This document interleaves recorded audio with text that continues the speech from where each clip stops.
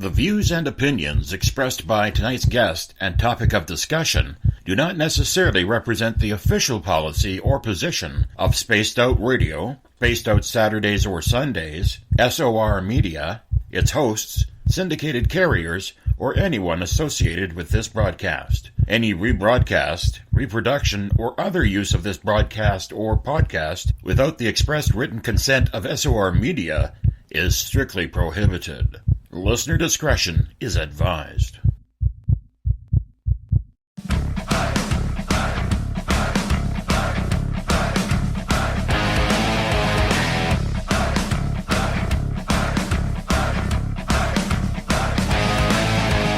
Are you experienced? Then come own the night with us.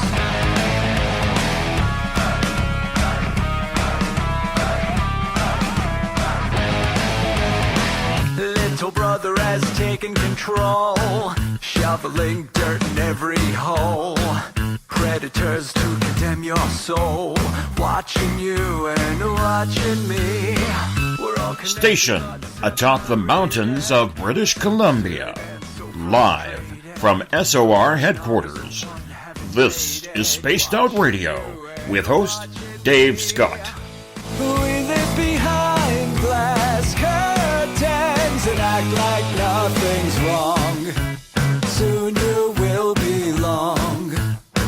You can follow us on our website, spacedoutradio.com, and on Spaced Out Radio on iTunes. You can follow Dave on Twitter at Spaced Out Radio, and on Instagram at Dave Scott SOR, on Facebook at Spaced Out Radio Show, and on our YouTube channel, Spaced Out Radio. Brother wants to make headlines, be immortalized.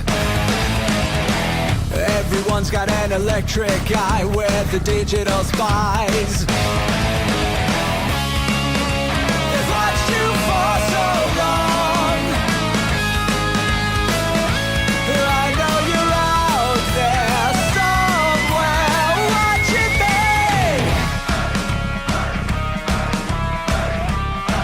me. Buckle up, space travelers. It's time to go for a ride on Spaced Out Radio with host Dave Scott. I know you're out there somewhere. We've watched you for so long. Wait for you to fall. We'll expose you all. I know you're out there somewhere watching me. Little brother wants to make headlines, be immortalized. It's Tuesday, April 3rd, Wednesday, April 4th, if you're on the East Coast or across the pond, and this is Spaced Out Radio. Hope you had a great day and night. I am your host in the captain's chair, Dave Scott, live from the Great White North in the Caribou region on top of the snowy mountains of central British Columbia, right here at SOR headquarters. Hope you're having a great night. Thank you for rocking out with me tonight. We are 150,000 strong nightly on WQEE 99 Rock the Key down in Noonan, Georgia. The United Public Radio Network 107.7 FM in New Orleans and over 160 countries around the world. So you can listen to us at spacedoutradio.com, Spreaker, and we are also live on The Fringe FM. So make sure you check out the amazing programming at thefringe.fm. We're there every night. I hope you are too. We're also live on periscope.tv every Monday through Friday. And I hope you enjoy the face for radio on Periscope, because that's pretty much what it is.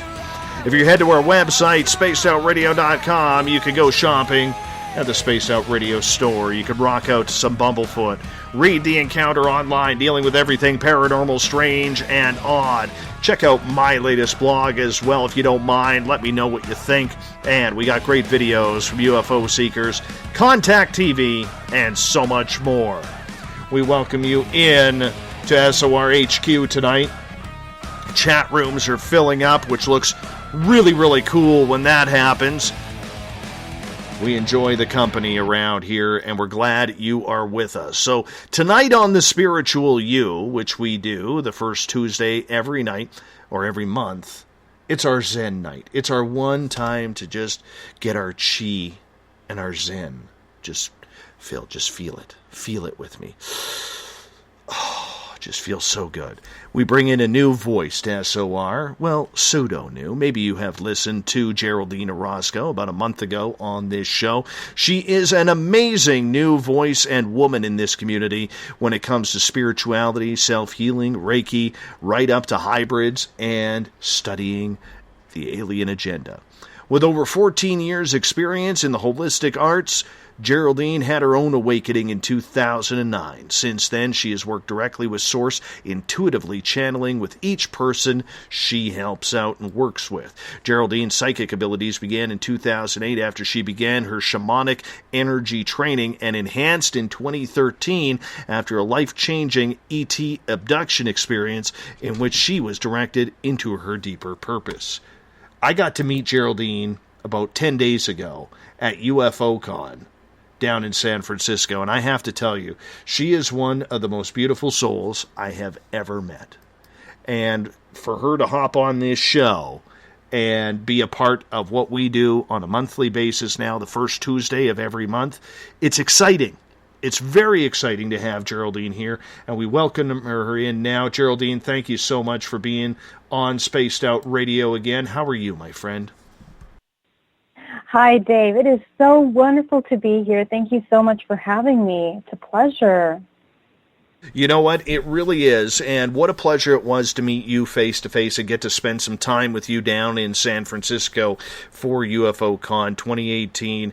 You know, a lot of times when we host this show, you know, people are one thing when they are on the air, but you really judge a person by who they are and what they're all about when you finally meet them in person. And I have to tell you, meeting you was an absolute pleasure. And the fact that, you know, you love our show, you love our audience, and our audience is already reaching out to you saying, can't wait to hear you back on Spaced Out Radio, that just shows the type of person you are. So it's a real credit to you. Thank you, Dave. And it was awesome to meet you at UFOCon as well. And I just have to, number one, compliment you on your incredible presentation. You guys, Dave did an incredible presentation. I mean, he talked about his experiences, and it was really mind-blowing information that really helps us connect with people that actually experience this. And, you know, through your experience, it makes you the key person to be doing what you're doing here. So thank you for your mission, for your love of this information, to get that information out. It's wonderful. Thank you, Dave, for all you do. Well, I'm just going to say thank you to you for not actually stepping out of the room while I was speaking. You actually, you sat there like a trooper, you know, and, you know, the one thing that I do recall about that is, you know, during the other speakers, I would notice people coming in and out because I always sat near the back. Yeah. And, you know, thank goodness nobody did that for me, you know. It was... No. Well, it was engaging. I can't imagine. I think more people were coming in, actually. The more you got into your story deeper and deeper, it just gets thrilling. It's incredible stuff. So, yeah. We had a little bit of an interesting happenstance around here last night. I'm not quite sure what it was. I'm not going to say it was paranormal or anything, but during the show last night, on Periscope, there was like an orb that was flying around behind me. What it was, I have no idea. Could it have been dust? Could it have been something on the camera? I really don't know. You know, I'm hesitant to say it was paranormal. It just seemed like it because that's the cool response to absolutely everything when we do that. But, you know, a couple times it was flying behind me, it was flying in front of me and across my face. Don't know what it was. We were talking paranormal stuff last night. So we're all curious on Periscope right now whether or not that orb is going to come back. Somehow I don't think it will. You know, maybe it was just a one-off. That's beautiful.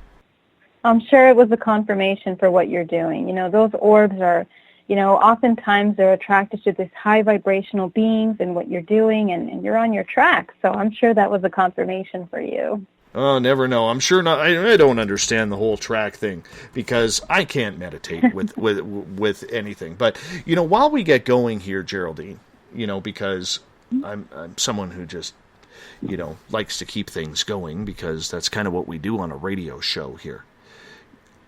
many of our audience, well, I mean, our audience is always changing on a night in, night out basis. I would like to reintroduce you and who you are, what you're all about, because for a lot of people, you know, if you hear the siren going off right now, you'll hear the siren right behind me. That is about 550 yards away, about a good par 5 on the golf course. I have the fire department, and they still use the old World War II air horn to signal the firefighters because it's a volunteer department here. Should happen one more time here.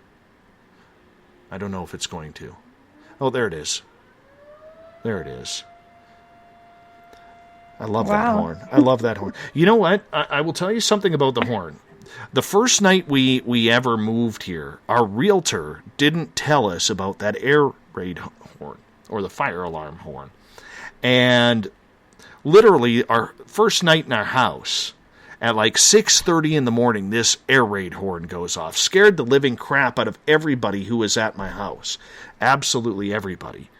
And just the absolute heebie-jeebies over everything. And long story short, finally figure, oh, that's the fire hall, you know. But during the forest fires last year, they actually, when they allowed us back in our houses, they actually shut the fire alarm horn off because they didn't want to scare people with the amount of, you know, burns that were happening after the big fires were out, all the flare-ups. And when they turned it back on, it all of a sudden seemed peaceful, like everything was getting back to normal. So I actually like the fire alarm. I hate what it stands for, but when that horn sounds, I actually enjoy it. Interesting. My gosh, that's interesting that they use that old one. It kind of gives you a little flashback to some history there. Oh, for sure. Absolutely.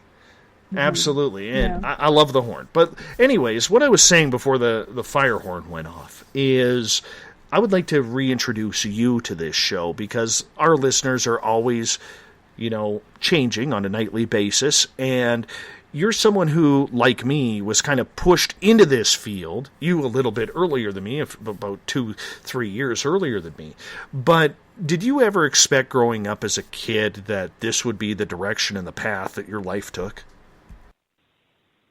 Not at all, Dave. And I got to tell you, I think even 2 or 3 years ago, I really couldn't have even guessed in a million years that I would be doing what I'm doing.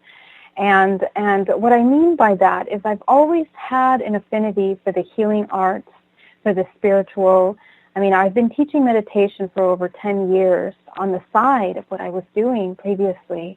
And but what I'm doing now is a whole different ballpark. I mean, we are unifying two different aspects of reality. We're unifying, you know, the experiencer, the connection with extraterrestrials, the reality and the information that brings for us, and understanding the multidimensional body. And it's really taking the spiritual level to a whole nother realm here. Another realm of healing, of understanding reality. So, not at all. So when you started figuring out that this was the path you were going to be taking, how did that work for you? Because for a lot of people, they may be missing the signs. They may be missing the understanding of the path that they are supposed to go down. So how did you figure out, Geraldine, that this was your road? So I got to tell you, my journey is interesting. I used to be an event planner, and I had my own business. I was running every single weekend up and down the Bay Area, putting together some gorgeous events. And, you know, I loved what I did, but it wasn't fulfilling. It wasn't nourishing to my soul. And this is where we can start kind of looking for those red flags of what you're doing and the embodiment of who you really are.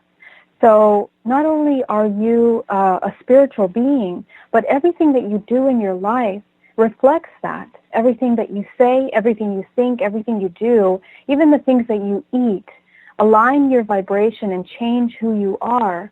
So when you're not congruent with what you believe and your actions, then that's where we start to see a lot of disconnect. And that's where a lot of people start to feel unhappy, dissatisfied, they feel empty, they feel anxiety every morning as soon as they wake up. And I think those are the things that people need to focus on when it comes to having a real transformation. Now, when I was doing what I was doing, I honestly came to the point in my own personal transformation that I had been really heavily working on myself, meditating every day, cleaning out, breaking down those old programs, and really just transforming and changing who I was from the inside out. And it was through that transformation, through that heavy meditative work, through that regressive work, that I was able to, I believe, open channels of clarity, open and purifying, disconnecting from television, disconnecting from the media, disconnecting from even social media. I didn't even have a Facebook. That's why my Facebook is very new. And I didn't go out to socialize. I didn't go out to parties. Very much kept it within myself, and almost as if you go into a retreat. But of course, I'm still working. So I had a very close connection with myself. And when I started to work through those blockages, I got to some deep information that was hard to look at. I had to look at really deep and difficult aspects of myself. And when those started coming up, then the pain body started coming up, and I started to realize things that usually I would glaze over, very subtle things. Like, for example, if something would happen during my project, it would make me angry. And those whatever our triggers are, those are the keys to understanding where we need to look at, what we need to work on. And, when you go down that, I call it going down like a rabbit hole. Each one of those emotions is going to take you on a whole different journey, and that's what I do now. But it has a lot of information, and I learned a lot about myself. So after going through this cleanse, this very deep cleanse, I became very sensitive, and tuning into what happened to me in 2013, that I could now see the multidimensional body. Okay.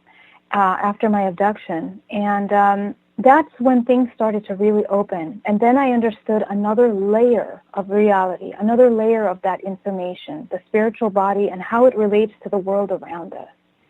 So during my journey of transformation, of cleansing myself, I came to the point where I was literally begging the universe to guide me into the purpose, to utilize my body and my mind in whatever way it required in order to help myself in ascension and also the people around me. I see so much pain every single day, a lot of suffering, anxiety, depression, everything, and my heart was breaking at seeing this around me. And a lot of people are empaths now. A lot of people that have been going through doing the work, and even just people that are coming into the new vibrations right now are a lot more sensitive to energies around them. So we're coming into a new phase of vibrational information that we're receiving. So what that means is that we have to equip ourselves with certain new education, new technology of understanding how the body operates in a new world. Okay, we talk about going in from 4D to 5D. So what does that really mean? And that's kind of how I came into what I do, because really through my own very deep work and reprogramming of myself, of healing is where I understood how the human body works, how the psychology works, and then got into regression where I saw even further the DNA, understanding our origins, understanding vibration. And that's how the journey started for me. I got to tell you. Yeah, go ahead. Yes, sir. Go ahead. Well, I just want to just mention one thing, that as soon as you start cleaning out all that stuff, it's almost as if the roads will open for you. So, there's a certain part of you that needs to become really brave to be able to take a look at those things that are coming in and, have the trust in yourself. So go ahead, Dave, what were you saying? When you started going down this path, did you at all, Geraldine, figure out whether or not the effects this would have on your family and if they would be positive or negative? Because I know when I opened up that door, when I decided to go down the rabbit hole myself, at first I had a lot of supportive friends, but over time a few of them started turning on me because they didn't understand. They were having their own experiences that were contrary to mine. They were having, they were having issues because maybe they were atheist or agnostic and they just couldn't understand what we were going through at that time. Did you have that affect your life as well with family and friends? Yes, and I love that you brought that up because that's something that we need to really, really understand about, let's say, the ascension process, right? The ascension process. What is ascension? Ascension is just a change in vibration, heightening of a vibration. And when you are working on yourself, when you are cleaning up some of that information, that heavy information from the body, you start to lighten up. Things start to change around you. So now you are no longer vibrating and resonating at that same level as you are with other people. Obviously, everybody has their own evolution. Everyone has their own path. So that being said, we're not always going to be eye to eye with what we see. And in addition to that, each person has their own DNA information, their own network, and their own karmic structure that they are working through. So really, very rarely will you see very similar situations in people's journeys. And yes, absolutely. I mean, even within my own family, I had to really disconnect because the more I started to clean things up, the more I started to see things with very clear eyes. I started to see through people's pain. I started to see through their anger. I started to understand where they were coming from. And it did two things. Number one, you understand where they're coming from, but then, sometimes they're not ready to look at that. So they're going to continue recurring that pattern over and over again. So yourself, during your healing, have to know when it's time to back away from that. And energetically, when you're going through the healing process, it's important to love yourself and to understand what your body requires for your healing enough to be strong enough to pull yourself away from those social circumstances and to know that it's okay. If you need to pull away from family, if you need to pull away from your mother, your father, your siblings, your extended family to heal, that's necessary, and you are worthy of doing that. And of course, I'm going to go into that in a little bit, talking about contractual agreements with our network, but it's very interesting that when we start working on healing an aspect of ourselves, you also help in healing a lot of contractual agreements that you have with them. You will see a lot of change, a lot of shift going on within the entire family. So, the transformation and evolution is a very lonely road. Spirituality is very personal. I see a lot of people trying to generalize things, and it's not always like that. Now, when you are working through very specific emotions, a lot of times you will find two basic origins of emotions, and they come from fear, and the other spectrum of that is love. Now, duality is the one thing that we see among all things in the universe, everything, to the very minimal, microscopic level of existence, there is a duality. So that's one thing that we can keep as a, let's say, as a norm within all of these evolutions that we are experiencing. So within your evolution, as you're healing, as you're changing, there's always going to be a duality to everything. The way you experience life, the way you're experiencing your evolution, and that's why it's going to be different for everyone. Okay.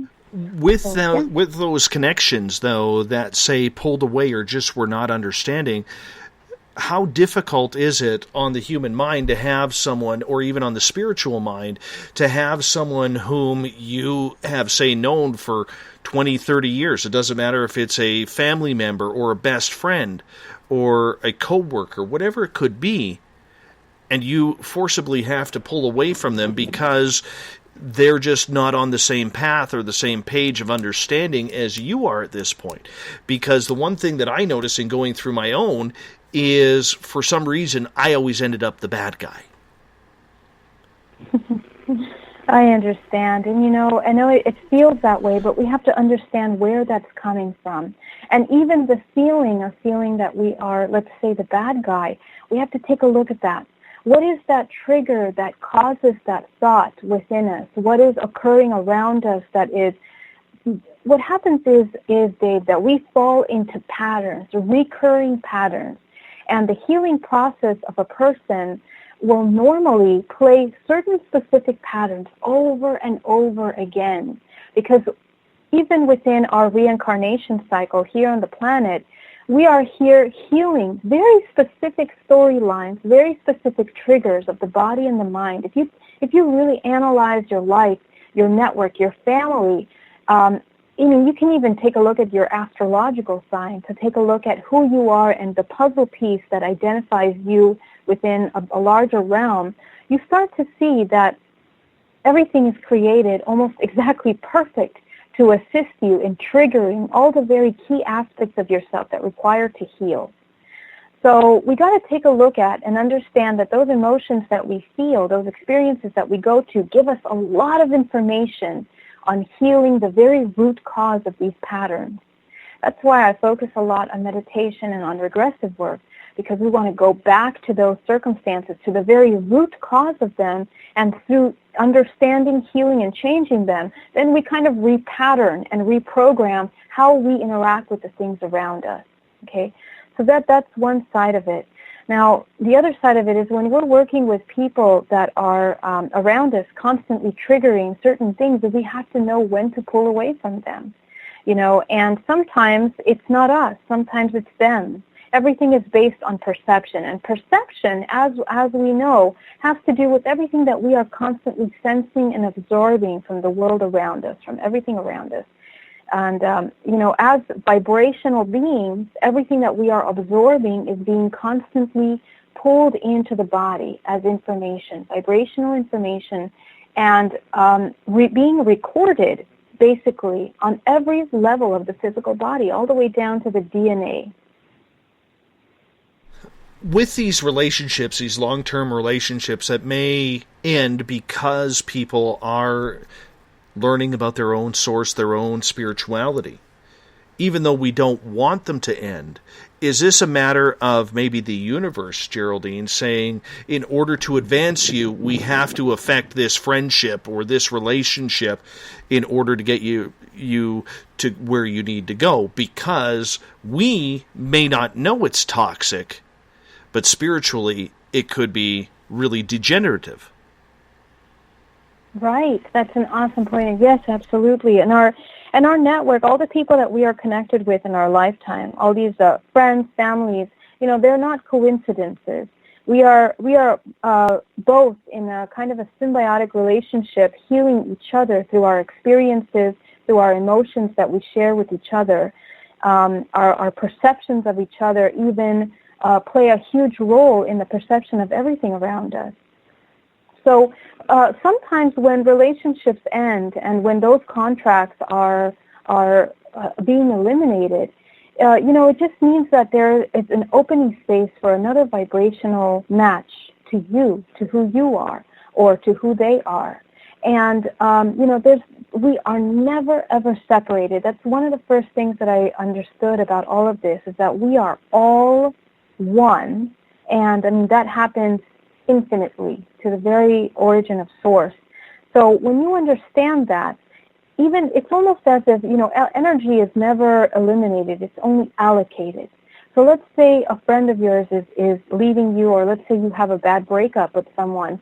This being is leaving your network space, but in reality, that network connection with them was there on a contractual agreement to teach you a very important lesson, or to assist you in your evolution in one way or another.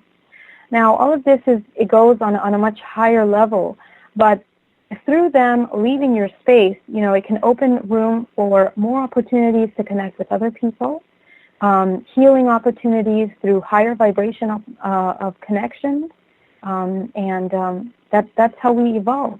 So it's a very necessary thing, and allowing us to also learn how to flow through these relationships. Relationships, mirror who we are. So if we're changing, then obviously our network and our relationships will be changing around us constantly. Mm-hmm. Earlier you said about blockages, that we need to help clear our own blockages. I don't think even myself, I am very convinced about these whole blockages and what they're all about. To me, it just seems like one of those terms of hyperbole that just doesn't make a lot of sense. So I'm just wondering if you could define what a blockage is for those of us who maybe don't even know that we have them. That's great, yes. Now, when we talk about blockages, I mean, what are we talking about? We are talking about anything that is self-sabotaging ourselves, okay, that is sabotaging our progression, that is sabotaging our evolution, that is sabotaging becoming our greatest version of ourselves. That's really simply what it comes down to. And, I mean, this can be in any example. For example, you're not getting enough money in your career. You're not finding the relationship that you want, so there's a blockage there. Or you are not able to love yourself, so there's a blockage there. Okay, so where are we sabotaging ourselves in our relationship with anything around us? And that's basically what that means. If you want to go into like a metaphysical example of that, is we're just talking about blocked energy, blocked vibration, blocked. And energy is information, so blocked information. So where is there accumulation of stagnant energy within the body and the mind that's not allowing, like you said, chi or life force to move through the body fluidly? So a blockage can even manifest physically within an illness. Now, how this happens is through our perception and through our understanding of reality around us. We are experiencing everything we have, everything that we're feeling. However, we're experiencing it from our perception. And our perception is created by, all of the experiences that we've had since the very beginning of our essence. And this goes back even before this particular lifetime. You're talking about all the reoccurring lifetimes that you have with these same patterns of behavior. So when you reincarnate into the physical body, what happens, Dave, is that the soul enters the physical body. And when the soul enters the physical body that holds all of this information from the beginning of time, it holds all of the patterns of your existence. This then comes into the physical body and goes into, let's say, the bloodline, which is your DNA. That information goes into the DNA. And you are now populating two aspects of the self. You are dealing with the information of your ancestral lineage, so your father, your network, that's your network, your family, your grandfather, your great-grandfather, and it goes down that line. And all of that information from that bloodline is now a part of you. In addition to that, you are bringing in the information that you bring in from many different experiences as you are evolving through this constant reincarnation cycle. Now, when this information comes into the body, when it goes into the DNA and our information, our physical information, it is also organized within a chakra system that we have. The chakra system is divided into 7 sections of the body, and each one of these are organized in such an incredible way that it's connected not only with the physical self, but the 3 aspects of the physical body: your higher self, the physical, and the multidimensional. So what happens, Dave, is that this information that you're bringing into this lifetime, whatever storyline, let's say, that you chose in order to live here, that, let's say, you have a very specific abusive father, an alcoholic mother, and now you are this child that has grown up in a very abusive family. Let's just say this is your storyline. Your perception is now coming through these filters based on your experiences through childhood. So what happens is that now we have a very, very specific and very narrow perception of lifetime, because this is all we have ever known. So when we talk about blockages, we're talking about these perceptions which are limited because they do not allow us to expand our experience here on this planet, expand our experience with people. They create fears or limitations within us that don't allow us to really embody our full expression of ourselves, which is what we're here to do. And as souls, essences of source, We are here to experience and flow freely through the two dualities of the universe, of this creation existence. We're going to get back to blockages in a moment, but I want to get to a question here from Kat before we kind of pass the topic. She is saying, what if you don't want these contracts? Do you need them? That's a great question. We don't want any contracts at all, as a matter of fact, because as I was explaining to you, our purpose here as soul beings is to flow freely through the two dualities of source and, let's say, the matrix universe. Okay, and I'm going to get into that a little bit later. But right now, we are kind of in this essence of being recycled souls. Okay, there's this thing of being reincarnated into lifetimes again and again and again. And inherently with that reincarnation, we are tied to our networks with these contractual agreements. So when you look at it that way, truthfully, what your purpose here to do is to clean up all of those contractual agreements with your mother, with your father, with your children, with your friends, with everyone, even contractual agreements that you made with yourself. So this is where we start getting into the heavy work. And this is what I was referring to as getting into deep meditative work, breaking all of these contracts and reprogramming the mind from these patterns of behavior in order to create healing on all aspects of the self. Thank you for that question. It's great. No problem. I got a couple questions coming from Craig here. His first one is, do you see this path as the start of unconditional perception, then love? Unconditional perception. No, I don't. I believe, and the reason why is because unconditional perception, I mean, that, unfortunately, the perception will have to be limited to what's here within this, let's say, this matrix illusion, this world that we live in and all the experiences that we have here. And it is really a limited understanding of existence in general. So, love, on the other hand, is a vibration. It's a vibrational information, which is expansive. It's infinite. And when we start to look at the metaphysics of our creation, on the dualities, here we live in a matrix universe where everything is contraction, in a way, okay? And on the duality, we have what we understand as source, where everything is expansive. It is infinite. So when you're talking about these two dualities, in reality, we want to be able to experience both of those realities in order to understand the entire creation beyond limited perception of anything. Okay, because perception is based on any experience, and it can be limited. Mm-hmm. Another question from Craig. Due to the emotional attachments with everything, he is asking, is this a byproduct of not feeling whole with oneself? Absolutely, absolutely. And that's where we start to do the reintegration work, and that's actually the third part of what I do in my healings. When we do regressive work, targeting these trauma-based patterns of behavior that originate from trauma, then we start to look at what occurs here. Where did these patterns originate in your life? And what we want to do is we want to reintegrate the fractals of the soul. See, what happens here, Chris, is that when we come into this planet and we have trauma, a fractal of our soul, literally, energetically and vibrationally, is left suspended in that moment, in that time where the trauma occurred. So when we talk about healing, we talk about reintegrating the self. Becoming whole means that you will go and you pick up all the fractals of your soul to become whole again.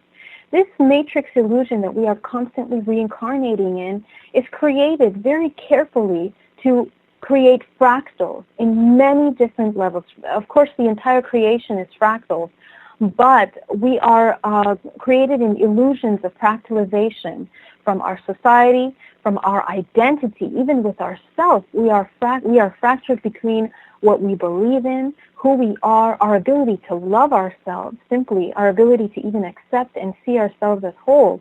All of those are fractals within perception that need to be reunited and understood.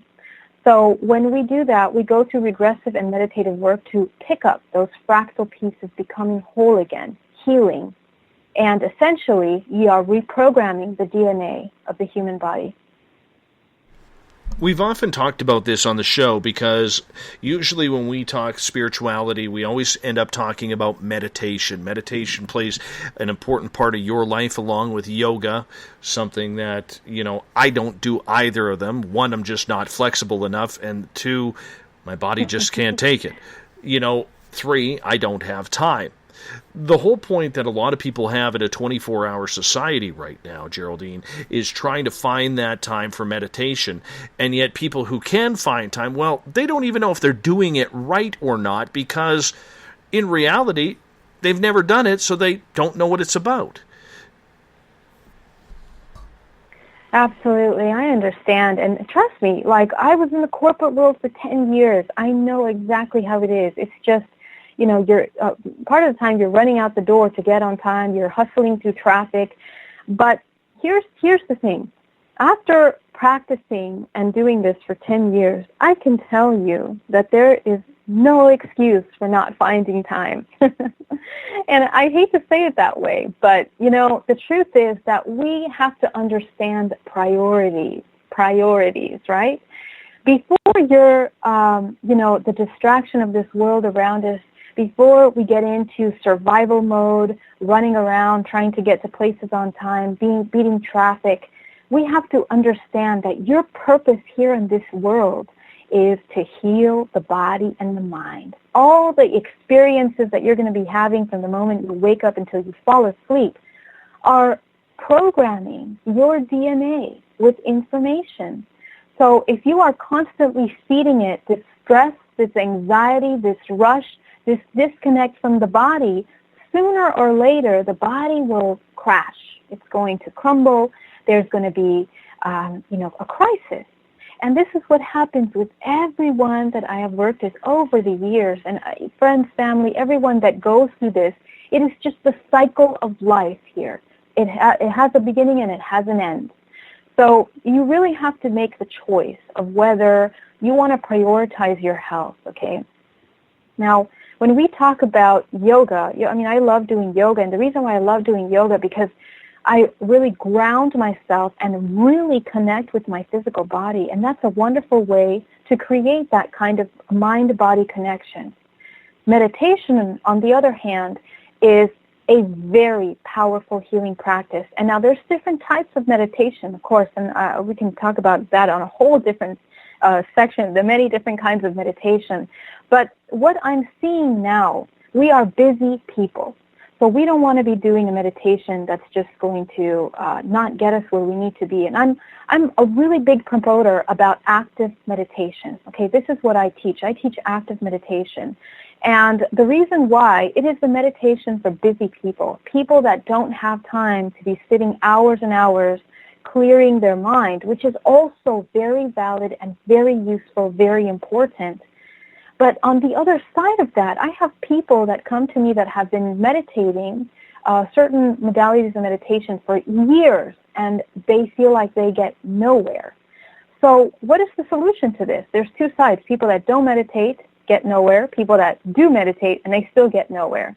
So what do we have to do? We have to create a more active meditation where we are actually transforming and utilizing that time, that very precious time, to get some real results. So when I talk about meditation, there's a couple things that I work with, and because I can see the multidimensional body, I work on using healing energy and vibration, okay? And that's really simple visualizations that are enjoyable to do, easy to do. And what we do is we work with the technology of the body. And the problem that one thing that people don't understand is that we really need to get into understanding the technology of the body. We have what's called our chakra system. And our chakra system, as I was mentioning earlier, is our navigation tool to this reality. So we got to understand that when we start to utilize that tool, we have the ability of moving our energy centers of information as we desire, okay? But we don't know that. So in meditation, we disconnect the first 3 chakras and we open the top 3 chakras. And what we're doing is we are disconnecting from the physical plane. You're not going to get anywhere if you're continuing to paddle within the same vibration and just pretending it's not there. All the stress, all the anxiety. You have to do an actual move within the physical body to move that energy and allocate it where it needs to go. So, creating a discipline in the morning. For me, I meditate first thing in the morning. As soon as I wake up, I don't even move out of my bed. I just go right into meditative mode, and I meditate for an hour every day. And I understand a lot of people can't fit that into their schedule, but even if you make 15 minutes or 10 minutes to meditate, you can create a routine that will really create some true change in your life, okay? And the impact of creating that mind-body connection is, it's scientifically shown across the board, all over the world. I teach corporate meditation, so, companies and all around the Silicon Valley here are utilizing meditation to assist in healing, in creating productivity, in focus, in so many different things. And I have a lot of information on this on my website that people can check out too. So the other aspect of that is there's other ways of meditating. Okay, meditation has to become a way of life. Meditation is being connected with your mind and your body ultimately. So meditate constantly. Be conscious of the space around you. Do you know what your foot is doing right now? Do you even connect with your toe? Have you connected with your body today? Okay, so creating and opening channels of communication with your physical body. Most of the time we're walking around like zombies. People are on their cell phones, they're distracted, even if they're sitting there, they're looking into the blank space. What are you doing? Where are you? Come back into your physical body, feel what you're doing, and that way you're going to understand whether what you're doing is good or bad for you. A lot of people are so lost right now. They don't know if they're happy, if they're sad. They don't even know emotion. And that is just a sign of pulling as far away from the physical body as possible. So, even if you're in the shower, you can create a meditative practice of connecting with your physical body while you're in the shower, loving your body, connecting, knowing that you're there, supporting yourself. There's so many different ways. I really believe that self-love should propel our intention to heal. So making the time for some kind of practice of training the mind, right? Our brain is important. We got to heal it and we got to train it, So, yeah. I fully understand that, but Carla here in the chat room makes a very, very good analogy. She says, if I can manage 8 hours of sleep consecutively, I feel accomplished. That's what really society has come down to, where we're struggling to find enough sleep in the day, let alone to find 5-10 minutes to meditate. Well, that's exactly right. And the reason why we're there is because the body is breaking down. The body is so used to stimulation. It's used to constant stimulation from left and right from your phones. There's 10 different things going on in your phone at the same time. There's people having conversations around you. You have to focus on your priorities, paying your bills, whether you're going to get to your class on time, whether you're going to be, able to get there for dinner with family. We are just constantly distracted. So when you get to your pillow ready to go to sleep, it's going to be extremely difficult to close your eyes and find that moment of silence. So this brings me to even why meditation is even more important, because understanding how to connect with your body and communicate with your body is going to help you understand what you need throughout your day. Okay, and being able to listen to that and honoring that. So when you're too tired to do something, you take a moment of rest, or you drink some water, you take a breath, you inhale. How many of us don't even breathe? We don't even remember that we're breathing. So of course when you get to the end of the day and you're ready to relax, you're all stressed out, you've not even connected with your body. this is the moment when you are connecting with your body, and now you start to feel your body. So now your body's all over the place. You're stressed out. You're thinking about everything. And now the body is rebelling, right? It has anxiety. It's thinking about this, that.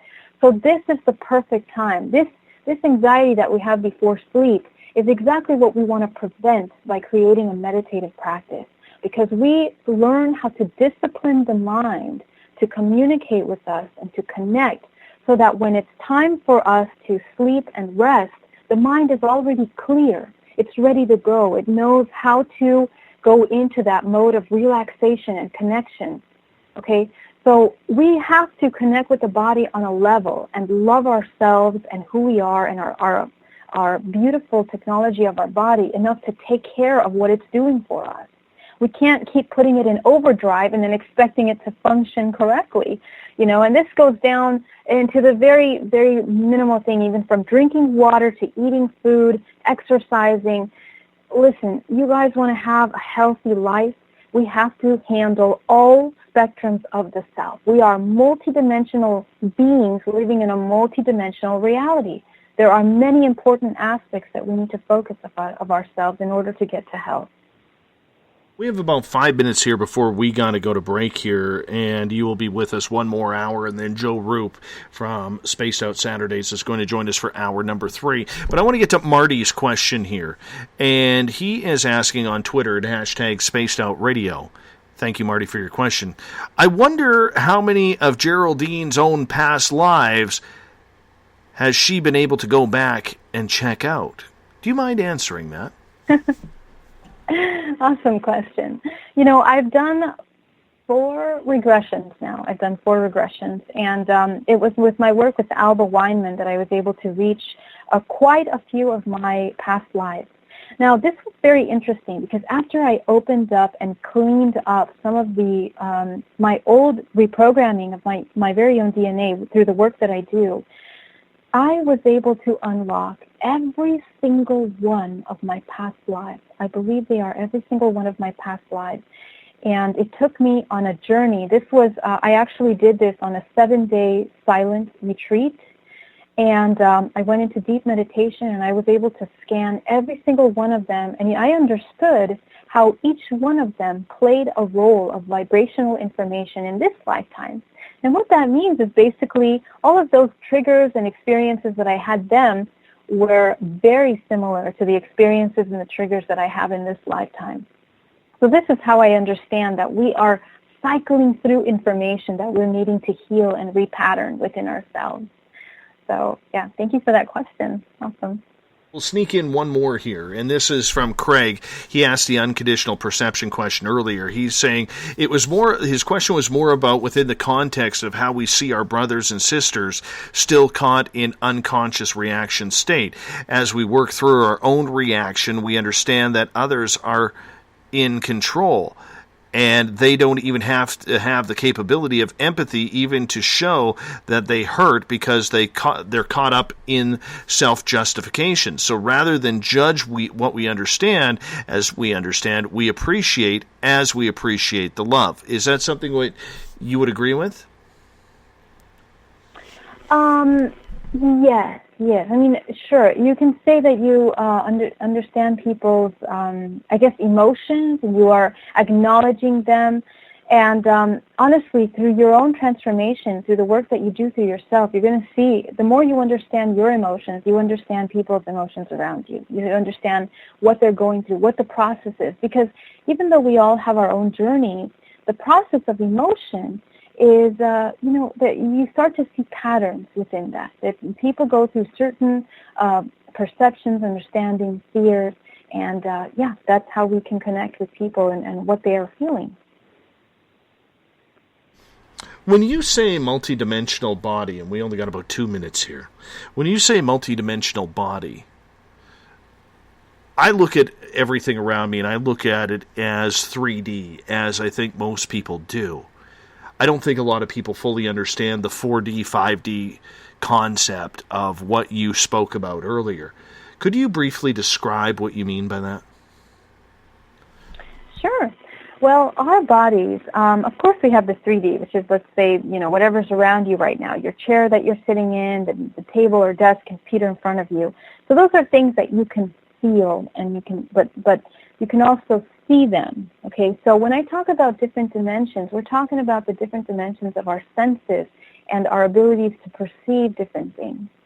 So that's one thing. You can, when you walk into a room where there was an argument, for example, sometimes, there's this saying that the air was so thick you can slice it with a knife.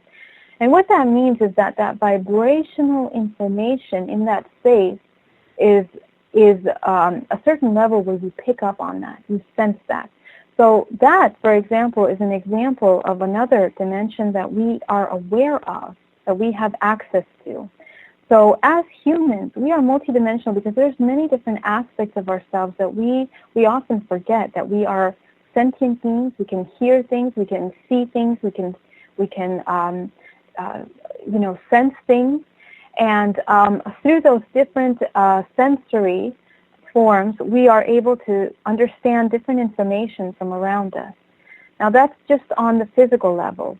When you go on the higher level, the body also has the ability of connecting with, for example, ghosts. We talk about ghosts. Now, that is another dimension. Those are energies that are operating on another dimension that we can't often see, or sometimes we can see them, but we can feel them. So that is yet another dimension. So in reality, there are many examples of dimensions that we are operating through, in and out, throughout our day. And when we talk about dimensions, we're talking about vibration, vibrational information. Okay, so what we are experiencing, what we're sensing, what we know, what we hear, what we feel, what we touch, all of those things are different ways to communicate with the space around you. And all of them are very alive, very conscious in our reality. Right on, Geraldine. I'm going to get you to hold on right there as we're going to hop out for our first break of the night. Geraldine Orozco is with us on Spaced Out Radio. The Spiritual You happens the first Tuesday of every month as we enjoy this show where we kind of delve into the Zen and Chi of it all. Now, Geraldine's going to be back with us one more hour, and then Joe Roop in hour number 3. We'll be back right after this on Spaced Out Radio. Find your escape where time has no limits. It's about living today and cherishing the heritage of yesterday. A spirit of adventure for what is new, with the nostalgia of the past. Your timepiece is a reflection of who you are. Life surrounded by beauty from the world around us to the soul within. EscapeWatches.com.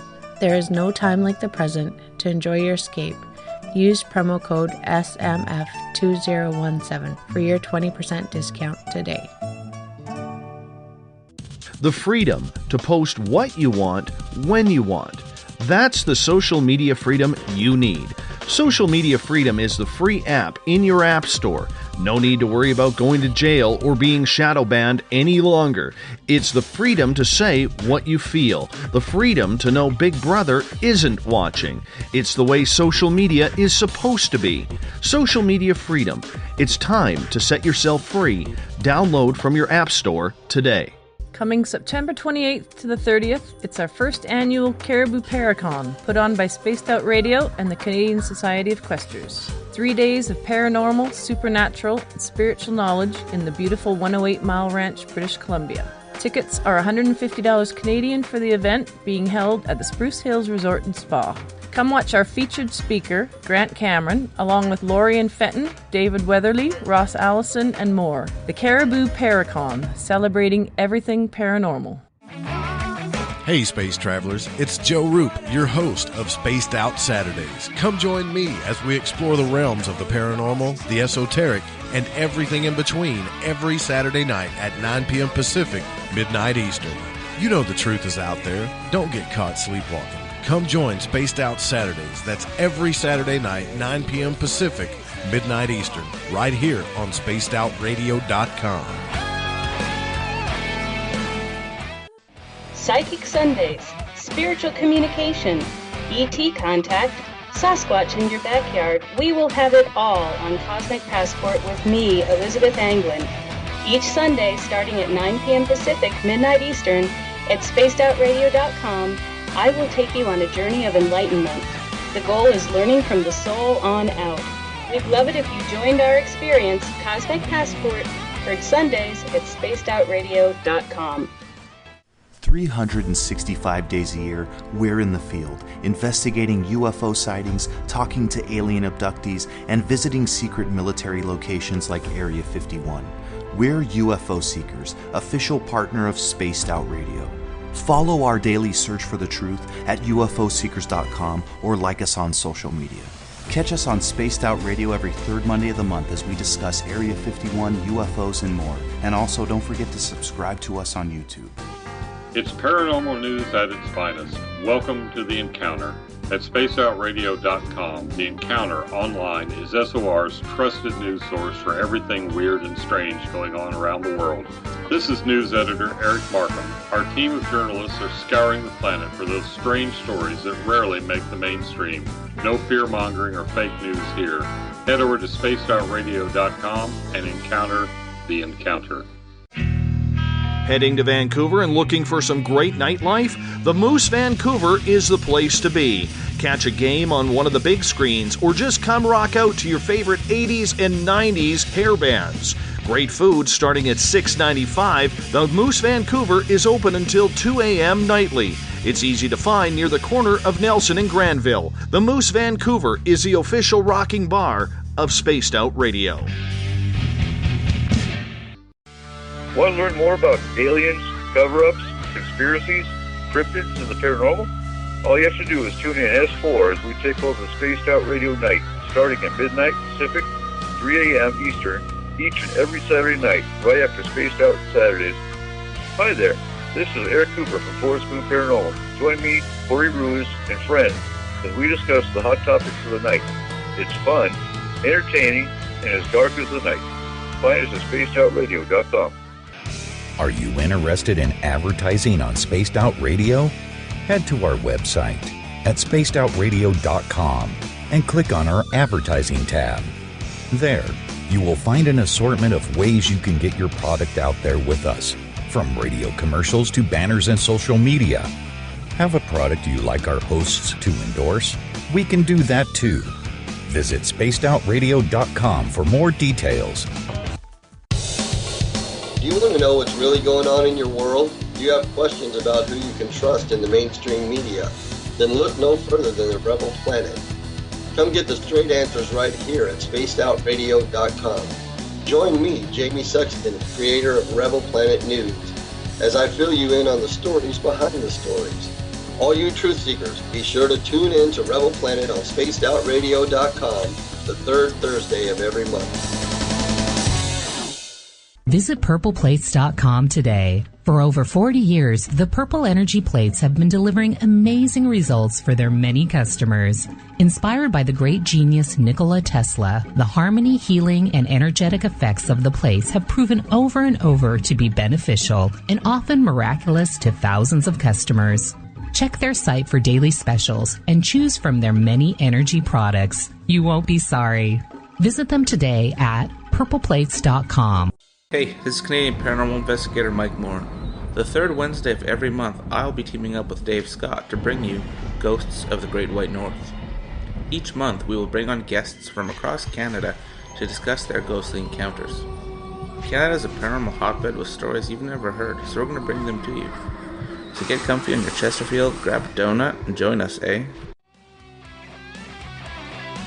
The views and opinions expressed by tonight's guest and topic of discussion do not necessarily represent the official policy or position of Spaced Out Radio, Spaced Out Weekend, Spaced Out Radio Limited, its hosts, syndicated carriers, or anyone associated with this broadcast.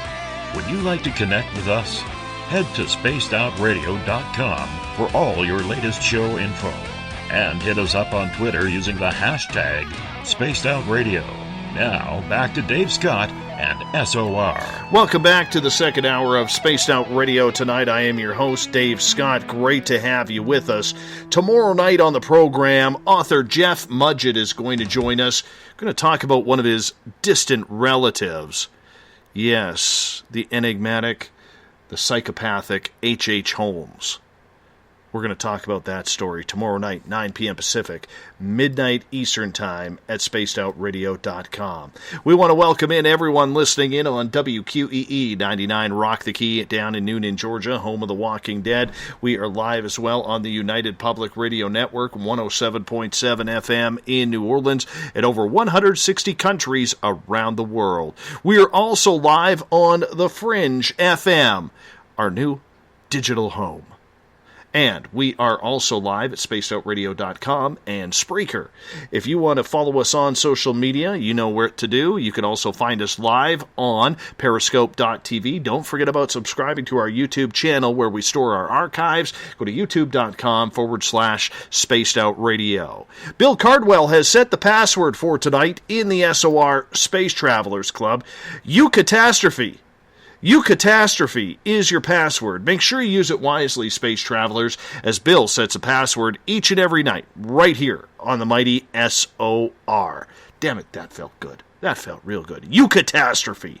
Don't know what it means. Nobody really does, but it's your password for the night. Now, if you want to find us on the web, go to spacedoutradio.com, where we have a plethora of features for you, including joining the SOR Space Travelers Club for $5 a month. Rock out to some Bumblefoot, shop at our Spaced Out Radio store, read the Encounter online, or watch great videos from UFO Seekers, Contact TV, and so much more.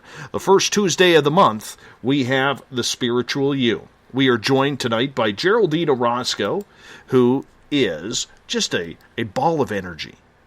She runs Bay Area Meditation out of San Francisco. Her website, bayareameditation.com. I highly suggest you check it out. Maybe you need a good reading or just some blockages cleaned. Book a session with her. She's that damn good. Very good. Geraldine, welcome back. Hey, Dave. Thank you. Thank you for that. Now, that first hour just kind of flew by very, very quick. Very quick. It really did. Flies by when you're having fun. Well, exactly. And right before the break, we were talking about multidimensional bodies, people seeing into their multidimensional selves. And you were kind of going off about the third dimension, fourth dimension, fifth dimension, so on and so forth. Where does it end? Where does it end? Well, the way that it works is like this, and actually, I just recently was able to do a regression with Barbara Lamb, actually at the UFO Con where you and I met. And I got into some very interesting information, looking at the universe as a whole and beyond the universe to understand what source looks like. Now, understanding what source looks like kind of gave me a broader understanding of what this creation is. And basically, what the universe looks like is like an infinity loop. And I was talking earlier also about dualities. Right now, we are living in this matrix universe, which is located, let's say this infinity circle has one side that is the black side, which is this black universe, and the other side has a white side, which is source. What we believe is source, that is. What this is basically two dualities to its existence. And as we are living here in our little part of the universe, having our experiences, reincarnating within our lives here, the entire universe actually is rotating and spinning. And as it spins, this is where dimensions begin to merge. When we talk about merging dimensions, we're talking about having the access of those dualities available to us, okay, within our existence. Now, we exist on this side of this reality, but on the other side, we also exist, and that's when we start looking at dimensions, when different aspects of ourselves, living different lives, different timelines. Now, the way that the universe is moving, aside from rotating, creating a vortex of energy, it is also moving through an even larger construct of what looks like, let's say, a DNA strand, spiraling around this DNA strand in a mode of evolution, of ascension. So what that means is that everything within this matrix universe, within this existence, is evolving, is made to evolve. Just the way the human has cells in the body that are also, they also understand that they are human, Everything in the universe operates on this fractal level, one inside of the other, having the same consciousness of the above. So our entire existence here in this entire reality is for the evolution of existence. And as being soul essences here within our, let's say, our immediate creation of duality within the matrix universe and source universe, our purpose is to be able to flow freely through those two dualities, through the duality that we understand as source and through the duality of this matrix universe, which is the opposite of source. And right now we are stuck. We are stuck within this reincarnation cycle. So that's why I'm talking about cleaning up that DNA so that you can leave that reincarnation cycle and continue to move freely, experiencing the universe. We are just the universe experiencing itself, and that's basically all that we are here to do. But if we are constantly stuck within patterns of behavior, we're not going to experience any more than that, just different storylines of the same thing over and over again. And of course, this is simplifying things tremendously. We can go into much deeper. The science of all of this is crazy. But when you look at it on a simple scale, we're talking about healing the body and the mind. So it's not a matter of ending. We live in existence of evolution. So we are here to evolve, to ascend, to experience the universe, and the universe experiencing itself through us. Does that also include living in different dimensions as well? Because there is a high number of people out there who believe we are living multiple lives at the same time, albeit on different dimensions. Yes, absolutely. And we are living in these dimensions simultaneously, okay? I mean, the way the time it operates, even the concept of past lives is actually all happening right here, right now. So as we are existing here in this life, me and you talking on this show here with this wonderful crowd of people, we are all simultaneously living different aspects of ourselves on different dimensions, different realities, different timelines. And that is why we have the ability of pulling from those consciousness, from that information into this now. That's how psychics are able to tap into other information. That's how they are able to look at, let's say, future or the past or now. They are moving through different timelines of information simultaneously. And each one of us has the ability of accessing that, by practice, by purifying the body and the mind, basically. So all our lives are is choices. Choices. We have choices of what we want to do, what we want to say, what we want to be, and all of our choices make and construct our reality and also the alternate realities that we are living simultaneously. So with these multidimensional lives that we're living, do we feel pain, suffering, happiness, joy from those other timelines as well, or are they all separate in your opinion? Well, I definitely feel that we have the ability to access all of that information at any given time. And that is how we understand the duality of things. Because when we are experiencing, we have an experience here, for example, right now we are sad, we are crying, we are depressed about a certain situation, but we also have the ability of tapping into other probabilities that could happen. And we have that ability because we understand emotion, we understand experiences. Whether we are not certain of what those experiences are going to be, we have the ability of tapping into those probabilities. And that is how we communicate with other dimensions and how we bring that information back into this now. Have you ever met one of your other selves in a different timeline or dimension? Indeed, I have. I have met. For one thing, I think besides these other selves that we are living, I want to make it very clear that all of these selves are living in different matrix realities. And what that means is basically what we are at a center point of a cross, let's say a cross. The cross has 4 sides to it. Those 4 sides are different aspects of yourself, different dimensions, living different experiences of yourself. So when you have an experience and you're looking at those possibilities, each one of those different directions has a different possibility for your experience. But at the center is your soul essence, okay? So this is your source soul, basically. And that's the higher aspect of that is your higher self. Now, the higher self is the one that is above this matrix illusion, above that experience and all of those probabilities, okay? So we unite and we reintegrate the physical aspect of ourselves within those dimensions. But our baseline, our center point is the higher self.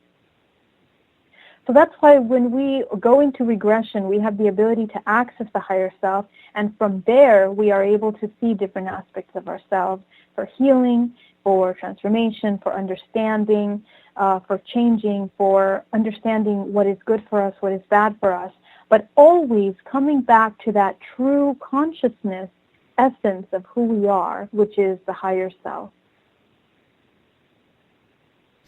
Do you believe then that what happens in one timeline or one dimension can affect what we are doing here since we are on this dimension? So let's say, for instance, you were a bad person in a different dimension. Let's say you were a killer, going on murderous sprees. Would that type of karma affect what we are doing here via some other method, like maybe, come down with cancer or come down with a bad disease, a car accident that's debilitating? Is that how it works? Yes, well, yes and no. Ultimately, we have to reintegrate all aspects of ourselves. And as I said earlier, we are constantly living simultaneously all of those aspects of ourselves. So, sometimes, or we have access to this, let me put it this way. We are driving, and a part of us leaves our mind, and now we're thinking about ourselves driving, and now getting into a horrible, horrible accident where everyone dies, and now, you leave your body. So this is one possibility, one probability that you are accessing here in this moment. But in this dimension, you are in your car, you are fine, you are safe. So what that does is that allows us to access different aspects of ourselves, different belief systems within ourselves.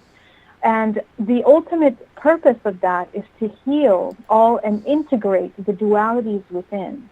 Okay, when we do healing, we are reintegrating all fractals of the self which are left behind in those moments. The more that this human self or the soul's essence is evolving and let's say raising the vibration, you raise the vibration by lightening the load from all of this karma, from the trauma, from the pain, from the suffering, until it becomes one, and it is now one unique vibration. So all of that has to happen through reintegrating of the self, healing, regression meditation, focusing on the origin of those aspects within yourself. Like you were saying, the murderer that wants to go around. Like, what is that aspect needing or requiring from the experience of the self? Now that happens on a scale here within this matrix illusion. Outside of that, we have the ability within the matrix, within the universes, the two universes, the dualities, in order to experience all aspects of reality, what we consider as good, what we consider as bad. And really, ultimately, there is no good and bad because it's all duality, and everything has duality. So what needs to change is our limited perception of that good and bad, because the entire existence of creation has to experience all aspects of itself in order to evolve anyway, ultimately. Moving on here, when it comes to empath energy, How does one know if they're an empath, and what do they have to look or feel in themselves to understand what is going on? Sure, an empath is a person that is sensitive, is connected to themselves, but is also sensitive to the energies around them. So they will more than likely pick up on people's emotions around them, what people are thinking. They sense any kind of secondary emotions that normally most people would not pick up on. Empaths will pick up on that vibrational information. And an empath is basically like an antenna to information. Okay? Now, we can become more empathic through the connection of your body, because when you start to connect with your physical body, you start to understand how you work, you understand how emotion works, and you start to recognize that emotion in other people. That there are also some empaths that live life trying to hide and not connect because the energies and the vibrations around them are way too strong. They're too high. So they must learn how to dominate that experience. They must learn how to work through those open channels of information so that they can protect themselves from having those energies that don't belong to them. Okay, so this is where we start talking about this acronym that I created called GPAC, and it's grounding, protecting, aligning, and creating. And this is created especially for empathic people, but really for everyone that is looking to own their space, own their experience here on this planet, own what they're doing with the people, with their work, with their life, with their careers, with their family, with everything. Because what you're doing is you are connecting to the physical body.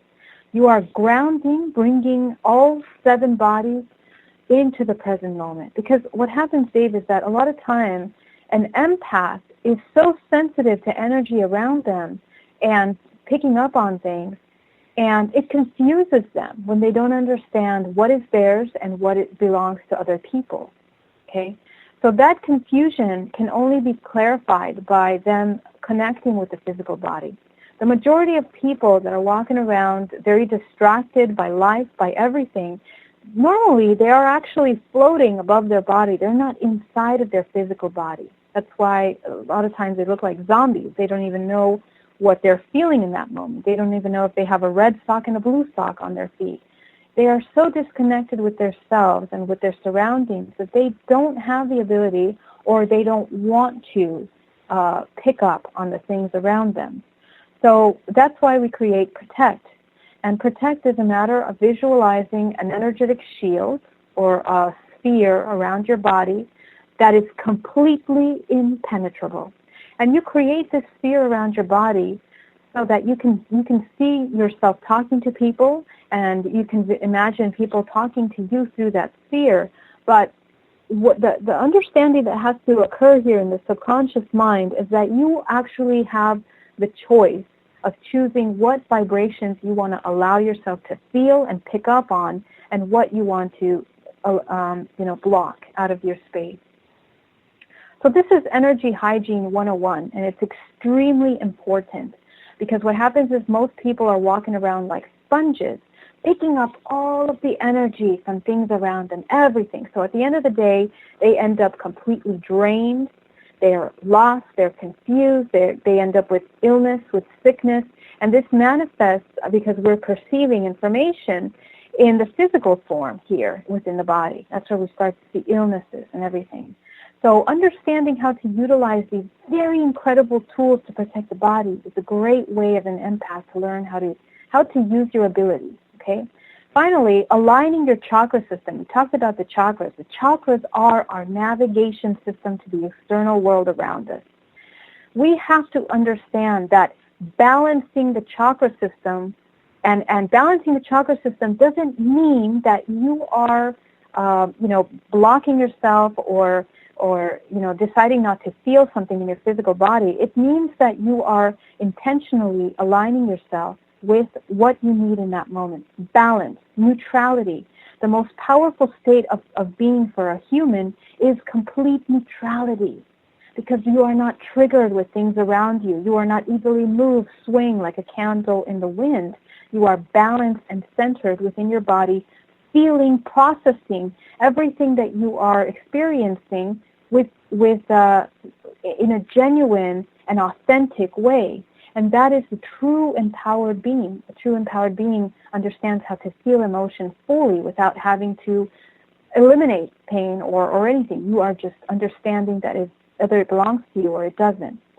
Now, then finally, we talk about the creation. Okay, we go up to our crown chakra. So the crown chakra is the center for manifestation. This is where we connect the higher self into the physical. All of the illusions, the dreams, the fantasy becomes reality. Everything from any other dimension comes into 3D, the physical form. Okay, so we have to align ourselves and create a connection with intention with all spectrums of ourselves. Okay, so this is what GPAC represents, and it's a wonderful tool for everyone, not just empathic people, to be able to protect and heal themselves through that. So with that empathy or that empathic ability, does it affect everyone differently? Being an empath means that you are sensitive to things around you. So yes, one person might sense things more than others, but and of course, depending on your perception and your experiences in life, you're going to perceive and process that information differently. Okay. Ultimately, though, the way that you perceive things will come down to how you perceive duality.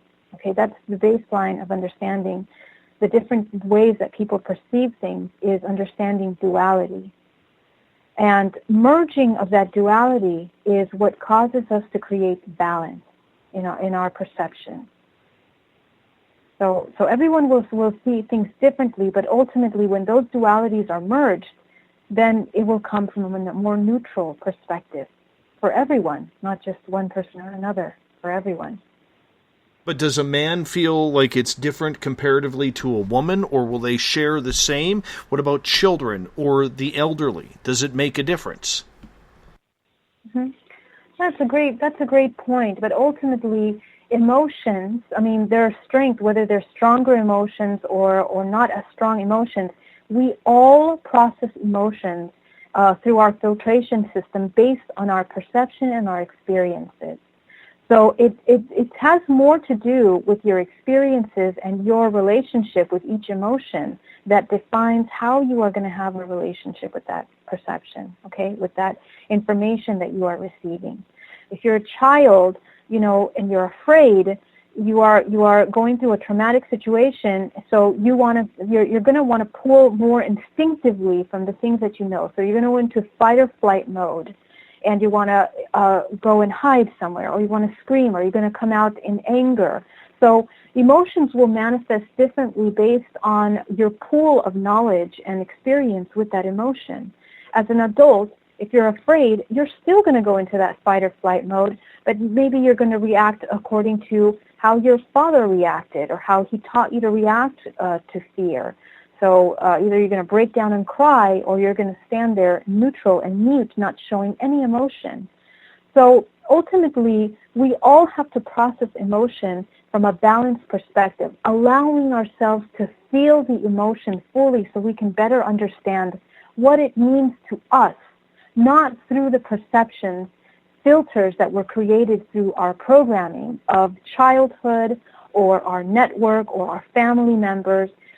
And this is where we start to understand what it means to purify the body and the mind, because then you understand who you are without all of those, different idealisms, the cultural construct, the religious boundaries that are created that we need to adhere to, social structures.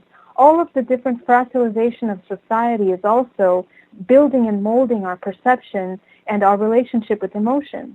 And what we're going to find when we start cleaning up ourselves and start purifying our body and our mind is that all of those structures start to fall apart, okay? Because, for example, people that are very religious, that have been, Christian or Catholic all their lives, have a very specific way of feeling things, and there is a right and a wrong. And at times, there is a lot of guilt involved with feeling certain things, with even feeling love or feeling lust or feeling hate and anger. Sometimes there's a lot of anger and resentment involved with that, and a lot of guilt. So one of the things that we have to try to get past all of these structural things that we're going through in our reality is understanding that emotion is just a tool to allow us better understand the world around us, okay? And again, going back to that neutrality, that the ultimate state of understanding things is going to be through the neutrality, and that neutrality is only going to happen when you have traveled through the spectrum of emotion fully, without shame. Without shame. We tend to feel very shameful of our emotions, of our relationships with what we feel. And it can be one or the other for men, women, and children, but again, it has to do with how we perceive things and our relationship with each one of those emotions. Couple of questions coming from the audience here. First on Periscope, we got to Nova's question. Nova is asking, what if you don't cry when, say, a relative passes away, but instead become the caretaker? Are you an empath at that point? No, not necessarily. Not necessarily. You become the caretaker. I mean, I would have to understand that question a little better. I mean, are you a caretaker of the family now? Are you a caretaker? Are you there to assist, your family in processing this pain that they're going through? It really just depends, and that's not what makes you an empath. Being an empath is someone, again, that is sensitive to the energies around them, that knows how to communicate, that is feeling and sensing everything around them. And this can happen on an energetic level, emotional level, physical level, many different ways that an empath feels and picks up on information. So let's say you feel neutral to someone passing away. That's not something that's wrong. Again, that's the structure of our society that tells us that every time someone dies, we have to break down and to pieces and start crying. And, that may not necessarily be the same for everyone. Everyone has their own way of processing emotion. Again, the relationship with emotion. The other side of that person, maybe they're so overwhelmed with pain that they don't know how to process the emotion, so they shut down. So that's another way of dealing with pain. And maybe it's going to come out later on in anger when something else triggers them. Okay, so we have to start to understand and ask ourselves the question, why am I feeling this? What am I feeling? Why am I feeling it? Where in my body do I feel this emotion? And dive deep into each one of those emotions without any resistance. We tend to be afraid of feeling emotion. We start to feel fear, so we start to block it out. We're like, oh my gosh, no, can't feel fear, can't feel fear. And that is not a healthy relationship with emotion. Okay? Spirituality is not about love and light all day and all night. It's about feeling and being authentic human beings through the experience of things around us. So when we feel a fear without any resistance, allow yourself to feel that fear. And I want you to be brave and see what happens when you do that, because beyond that, you're going to see that emotion, after you spread it all over your body and your entire body absorbs this emotion, you start to understand what lies behind that. Maybe the root of that fear is a traumatic situation when you were a child. Maybe it's this anger, a suppressed anger that wasn't processed properly. Okay, there is so much information for our healing and transformation that we can find in feeling emotions. So I would say, more importantly, with that thought that you brought up, is learning how to feel and not being afraid of feeling. And everybody is empathic on one level or another. We just have to turn into people that are not afraid of feeling emotion on every spectrum. I get that and I understand that, but a lot of people have troubles closing themselves off. They accept too much, Geraldine, when it comes to taking on other people's problems, other people's moods, their feelings, their desires, and we don't probably shield ourselves from I'm going to call it the dangers of taking on someone else's emotions.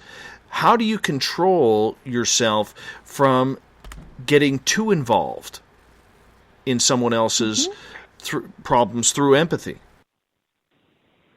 Right, that's wonderful. And it's really important to create boundaries. And again, this is why I talk about the GPAC, grounding, protecting, aligning, creating, because when you are conscious of your energetic space and you understand what emotions belong to you because you are connected and you're asking yourself the question, what am I feeling? Where's that coming from? When you ask those questions, then you are catching that right there where you can start to take on someone else's emotion. Because let's say you're in a meeting at work and then you start to feel this anxiety. So why are you feeling anxiety? Are you anxious because of your performance? Are you anxious about what they're going to discuss in the meeting? Or are you anxious about, an abusive coworker that is always putting their stuff on you every time you're around them? So, we have to, again, create that, open the channels of communication with ourselves so that we know that what belongs to us and what doesn't belong to us. And it's very important to create boundaries. Okay, so in our best example and our best trainers with this are our families, right? Because those are the people that are connected to us constantly. And a lot of times we fall into certain patterns and energetic dynamics, a lot of manipulations of energy coming back and forth within each other, within our relationships, within our husbands, our wives, our children, and in our extended family. We fall into certain patterns of behavior. And this is where we start looking at those networks again, the networks, the connections, all of these people that we are connected with triggers. And as we are experiencing our families, we have to know when we need to take on those emotions and when we need to put a boundary. And again, a lot of the social structure that I was talking about earlier plays a really huge role on this, because people feel that because they are your family members, you have to be there for them all the time. You have to be, putting up with a lot of things, with their anger, with their alcoholism, with their abuse, with even if it's just subtle manipulation or gaslighting, and all of those things are not. Those are forms of abuse. They are forms of subtle, patterns that are being created in the mind. So these patterns of behavior make up who we are, and we have to understand that creating healthy boundaries within our family is important. You can do that by understanding that you have the worth, the self-worth, to speak up for yourself and create those boundaries. And on a higher level, you can work by breaking the contractual agreements that you have with them. And this goes back to talking about the question earlier about contractual agreements. What if we don't want to have those contractual agreements anymore? Yes, and we often don't. So we have to visualize breaking those contractual agreements. And that's the work that I do, is that as a general hygiene, every night before you go to bed, visualize your network, all the people that you interact with throughout your day. Everyone, your family, your friends, even your dog, your pets, your family, everyone. I want visualize them there in front of you, and you're going to notice that you have cords connecting you to them. Now, in my healing sessions, we go really deep into this, because then you access the information of where on your body you are connected to them, and that will give you a lot of information on your health as well. But for the sake of this interview, I'll just talk about really briefly cutting those cords. You can cut the cord on their end and cut the cord on your end. And as you do, you inhale, taking back your life force, taking back your vibrational information, and allowing them to take back their information so that you can create neutrality within these relationships. And it's important to do this every single day. Now, the next step to that is breaking contractual agreements, We have contractual agreements with our families, with friends, coworkers. We have to break those contractual agreements so that we can create, again, neutrality and healing. And it is just incredible. I have my clients writing me every day about how this shifts the relationships, changes, interactions in the office. It's day and night. And I just want you to know that this is working on higher levels because everything is vibration, everything is intention. And when we take ownership of ourselves and our body and our experience in this lifetime, we make the choice of what we want to put up with, what we don't. We are never victims in our experience here, in our lives.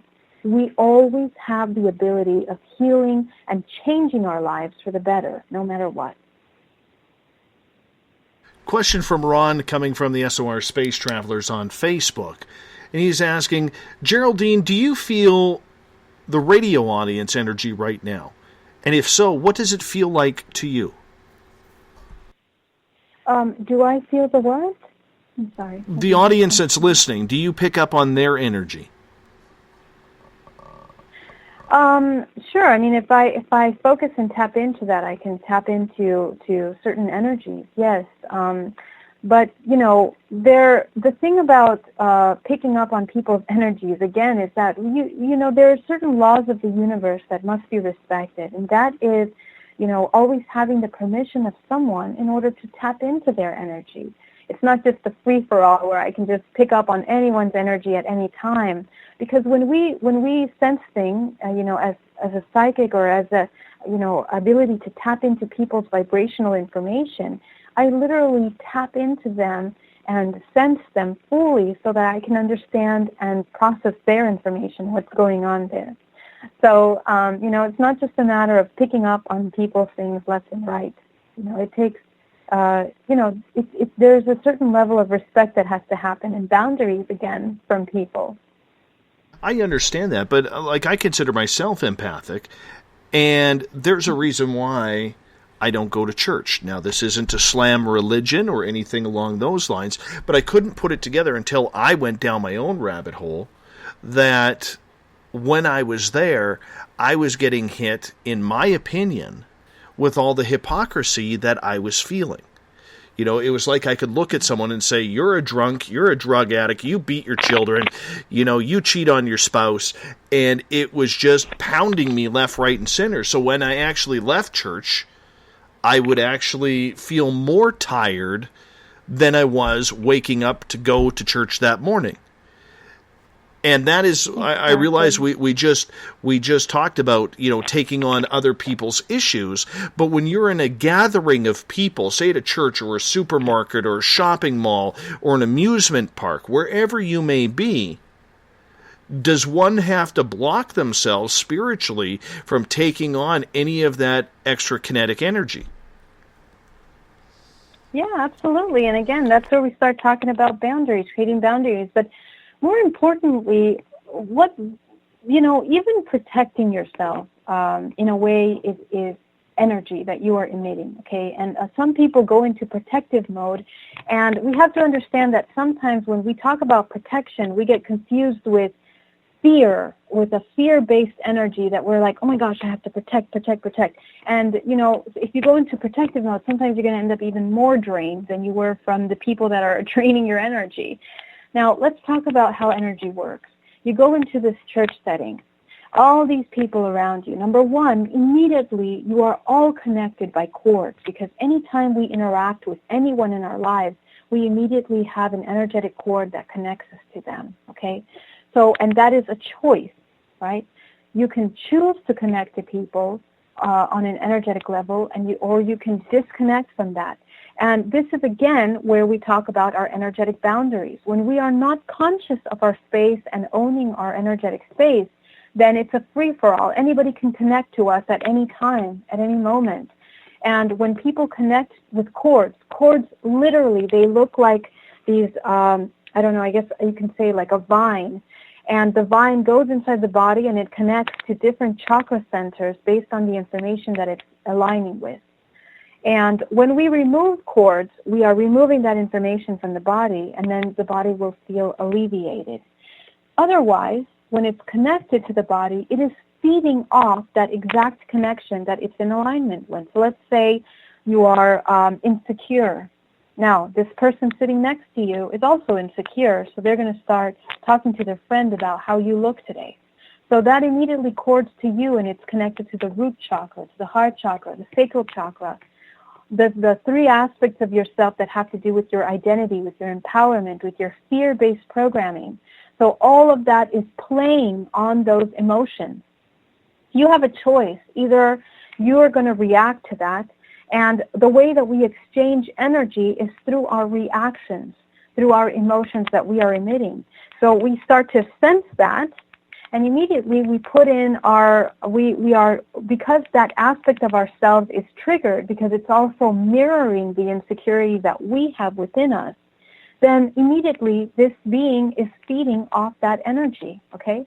So that's how you end up drained, because now all your energy is going into being mindful of this person draining your energy. So right then and there is when you have to create that energetic boundary and remove those cords. But at the same time, this is why I talk about neutrality. Because when we come from a neutral, balanced perspective, whatever anyone does, if they jump around naked, if they run around doing whatever, we are neutral, balanced, and centered. We are not triggered by the surroundings around us. Okay, and that's how we become whole and heal the body, because we are no longer being at cause to what's occurring around us. We're not like a candle in the wind, giving away our energy, reacting to things. Because there's going to be triggers all day and night, everywhere we go. People are going to be feeding off our energy. And it's really up to us that we create healthy boundaries within our energetic space. This is why energy work is so important for everyone. This is Energy Hygiene 101. I want to switch over to something that we've never really talked about on this show, and it's become so popular over the last decade, and that's yoga. And the reason why I bring yoga up is you were on your way to yoga when we talked earlier today. And frankly, I never want to see my ass in yoga pants. I just don't think it would be that flattering. You know, I'm just not into it. But I doubt that, Dave. No, trust me on that one. You do not want to see Dave in yoga pants. We're not going there. Anyways, I would sooner hang out with, 100 garden gnomes than wear yoga pants. It's just not flattering. Not flattering at all. Anyhow, moving on here. A lot of people find their zen, their chi, their peace, whatever you want to call it, while doing yoga. Why is yoga so important to the spiritual health of each individual? So yoga is a beautiful practice, and it came in at a very specific time for us in our ascension and our evolution here. And the reason why is because we are very externally triggered by everything around us. We are constantly moving in our bodies. And the first step to be able to discipline the mind is to discipline the physical body. So when we do yoga, that is the spiritual practice of connecting with the physical body, dominating the body, okay? Because we walk around sometimes, we don't even know what our leg's doing. We walk around with our hunchback. We walk around with our head down. We're not conscious of our posture. We're not conscious of what our body's doing. Some of us are in the office sitting, typing away for hours. We don't even know if our leg is falling asleep or not. Or, it is so important to connect with the physical body and to have a connection, a communication with the body. And yoga allows you to connect with that physical body.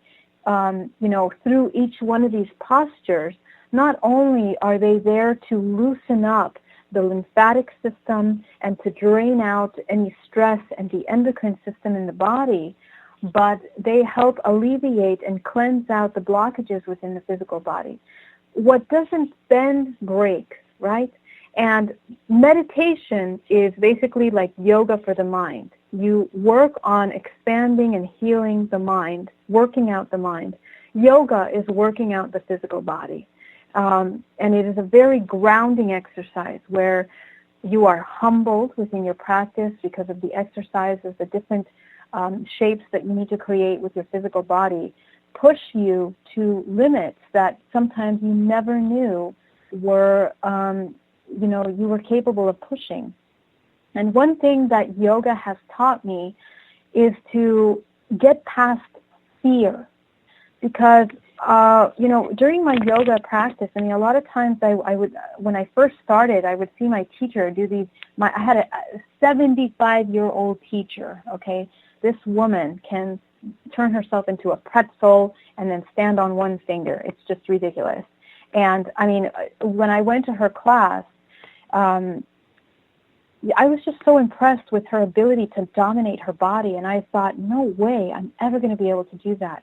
And after dedicating myself years and years to the practice, I started to become better and better at focusing those things. But I noticed that what was keeping me back was not the shapes themselves, but my belief that it was even capable of doing those shapes.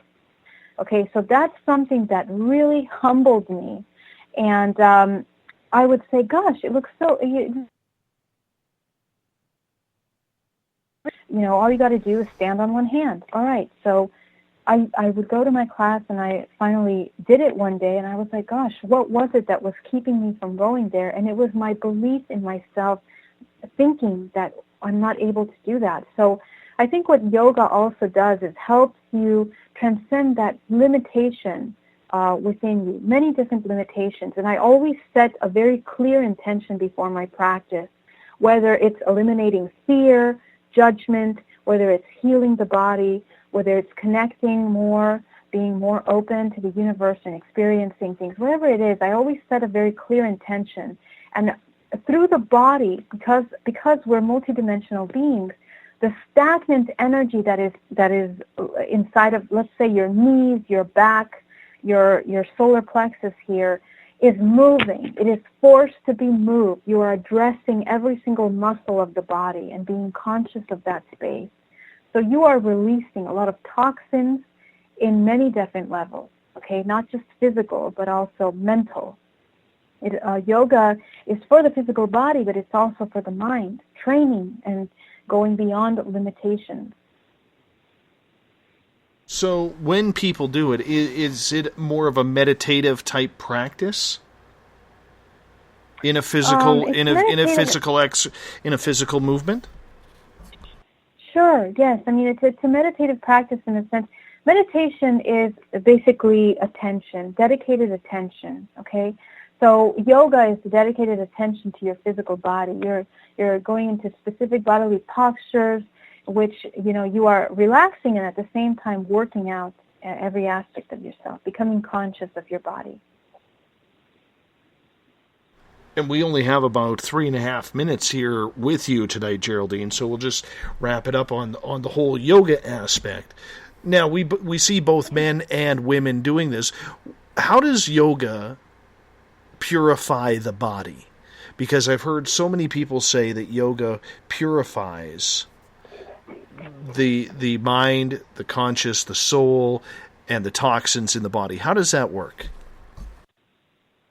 Absolutely. Well, yoga, for one thing, I practice heated vinyasa, which is my favorite.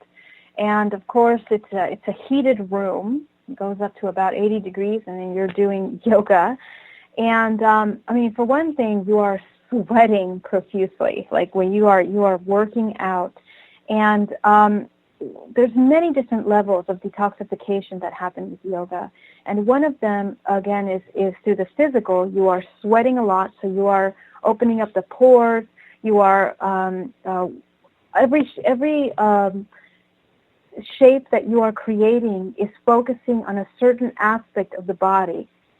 Now, the body, as part of the technology of our body, we have a beautiful system that is not only just the chakra system, but also we have, what is it called, the lymphatic system in the body. And when we create these shapes and bend certain aspects of our body, we are triggering those trigger points within the physical body, releasing toxins from our joints, releasing toxins from the muscles, because the muscles, again, hold information. Just like in meditation, we are releasing information from the cellular level. In yoga, you're releasing information from the muscles of the body. So, as you are expanding and releasing and contracting these muscles, you are flexing and moving this energy, this stagnant information that is here. Now, the other part of yoga is also breathing techniques, and you are breathing, inhaling and exhaling, allowing you to oxygenate every part of the body, okay? Now, on the metaphysical aspect of yoga, every single part of your body is connected by a neurological system that communicates with each other. And in Eastern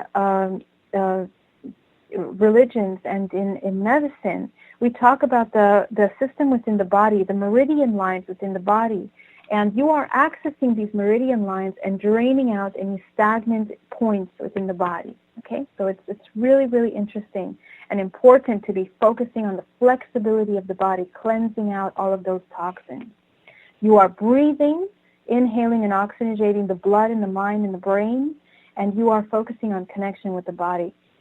Lastly, when I was talking earlier about the emotional aspect of yoga, of getting past those barriers of belief, I'll give you a quick example. A time when I was going through a terrible, traumatic situation in my life where a partner of mine passed away, I had so much pain in my body, I couldn't even get up in the morning. And it was through my practice of yoga that allowed me to release that pain and that emotion that was stagnant within the body. Because each one of these shapes that you are creating is releasing and focusing on a certain aspect of this body, okay? So really, it helps drain many different sides to yourself. We have about 10 seconds with you. Please allow our audience to know where they can get a hold of you. Absolutely. You guys can reach me at Bay Area Meditation or sourceintegration.com. And what I focus on is reprogramming of the DNA. My healing sessions are an hour and a half long. And in those sessions, I focus on healing the body. First, we go into a meditative state, a very deep meditative state where you are accessing the technology of the body. Then we go into a deep regression where we are healing and repatterning the DNA.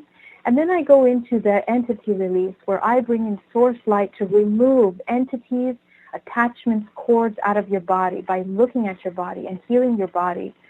And thirdly, realigning the physical body so that you can maintain the highest vibration and connection to source as possible. So you can reach me on that website, and it would be an honor to work with you. My goal is to teach this to as many people as possible to assist them in their healing. Wonderful. Body, mind, and soul.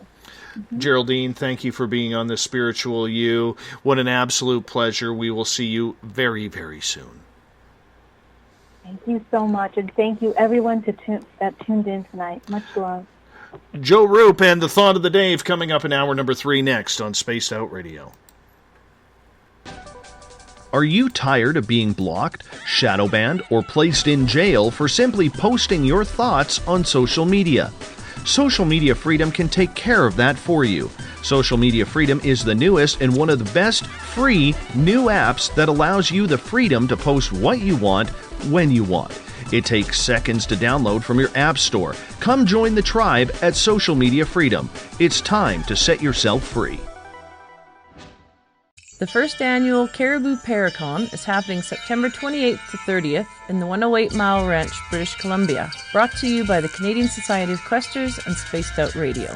Come listen to our featured speaker, Grant Cameron, along with Elizabeth Anglin, Paisley Town, Mike Moran, Eric Cooper, and more. It's a 3-day supernatural adventure at the Spruce Hills Resort and Spa. Tickets for the weekend are $150 Canadian. The Caribou Paracon, celebrating everything paranormal.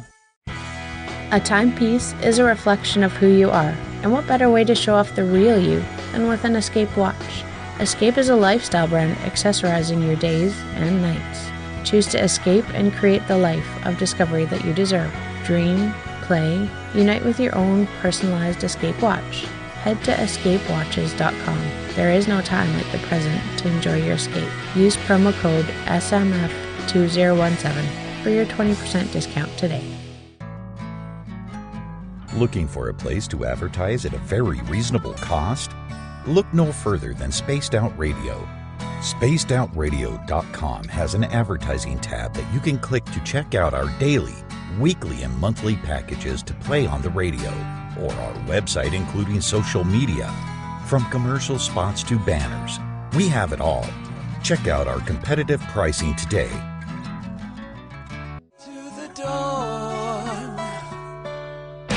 We're lighting the void on Saturday nights on Spaced Out Radio. Hey, this is Joe Roop, and I'm hanging out in SOR headquarters every Saturday night, bringing you the latest news when it comes to the weird and strange. Bigfoot, occult, UFOs, ghosts, and everything in between, I got you covered. You can tune in to SpacedOutRadio.com starting at 9 p.m. Pacific, midnight Eastern Time. Come travel into the void with us on Spaced Out Saturdays. Not ready for bed on Saturday night? Right after Spaced Out Saturdays, hop on over to S4 with Corey Ruiz and me, Eric Cooper from Forest Moon Paranormal. With S4, there are no limits to what we try and uncover. From government conspiracies to helping clean up the paranormal, no topic is safe on S4. We get to the heart of the matter, of the subjects you want to learn more about. So tune in on S4 starting at midnight Pacific, 3 a.m. Eastern, only on SpacedOutRadio.com.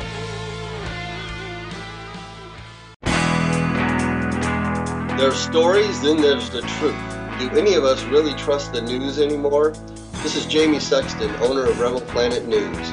The third Thursday of every month, I appear on SpacedOutRadio.com to bring you the truth you deserve, without mainstream media lies or alternative media fear-mongering. We'll get to the heart of the story and deliver the truth you are seeking. So come join us here for the Rebel Planet at SpacedOutRadio.com. The Call of the Wild is in Vancouver. The Moose Vancouver is one of the hottest bars and restaurants in the city. Open until 2 a.m. nightly, the Moose will rock you like a hurricane all night long. Great food with everything on the menu at $6.95 near the corner of Nelson and Granville. Get your horns up and come rock with us. The Moose Vancouver, the official rocking bar of Spaced Out Radio. Visit purpleplates.com today. For over 40 years, the Purple Energy Plates have been delivering amazing results for their many customers. Inspired by the great genius Nikola Tesla, the harmony, healing, and energetic effects of the plates have proven over and over to be beneficial and often miraculous to thousands of customers. Check their site for daily specials and choose from their many energy products. You won't be sorry. Visit them today at purpleplates.com. This is Eric Markham, news editor for the Spaced Out Radio's The Encounter Online. We have put together a great team of writers and journalists from all over the world to bring you top-quality paranormal stories, from alien encounters to the latest conspiracies. You won't find any of that fake news here. True stories and top-notch reporting as we look to bring these experiences to the mainstream. The Encounter Online, only at spacedoutradio.com. Do you want to know the truth? Do UFOs exist? Are aliens real? Are the governments hiding the biggest secret in history? We're UFO seekers, and we're on a hunt for the truth. Subscribe to our YouTube channel and follow along with us as we journey across the United States, visiting UFO hotspots and alien hotspots, trying to document the UFO phenomenon. Catch us on Spaced Out Radio every third Monday of the month as we discuss Area 51, UFOs, and more. And also, don't forget to subscribe to us on YouTube. You hear footsteps in the empty room above you. A rocking chair begins rocking by itself. Don't be afraid of the things that go bump in the night. Reach for Spirit Storybox, the iPhone app the Huffington Post UK called the only ghost hunting app you will ever need.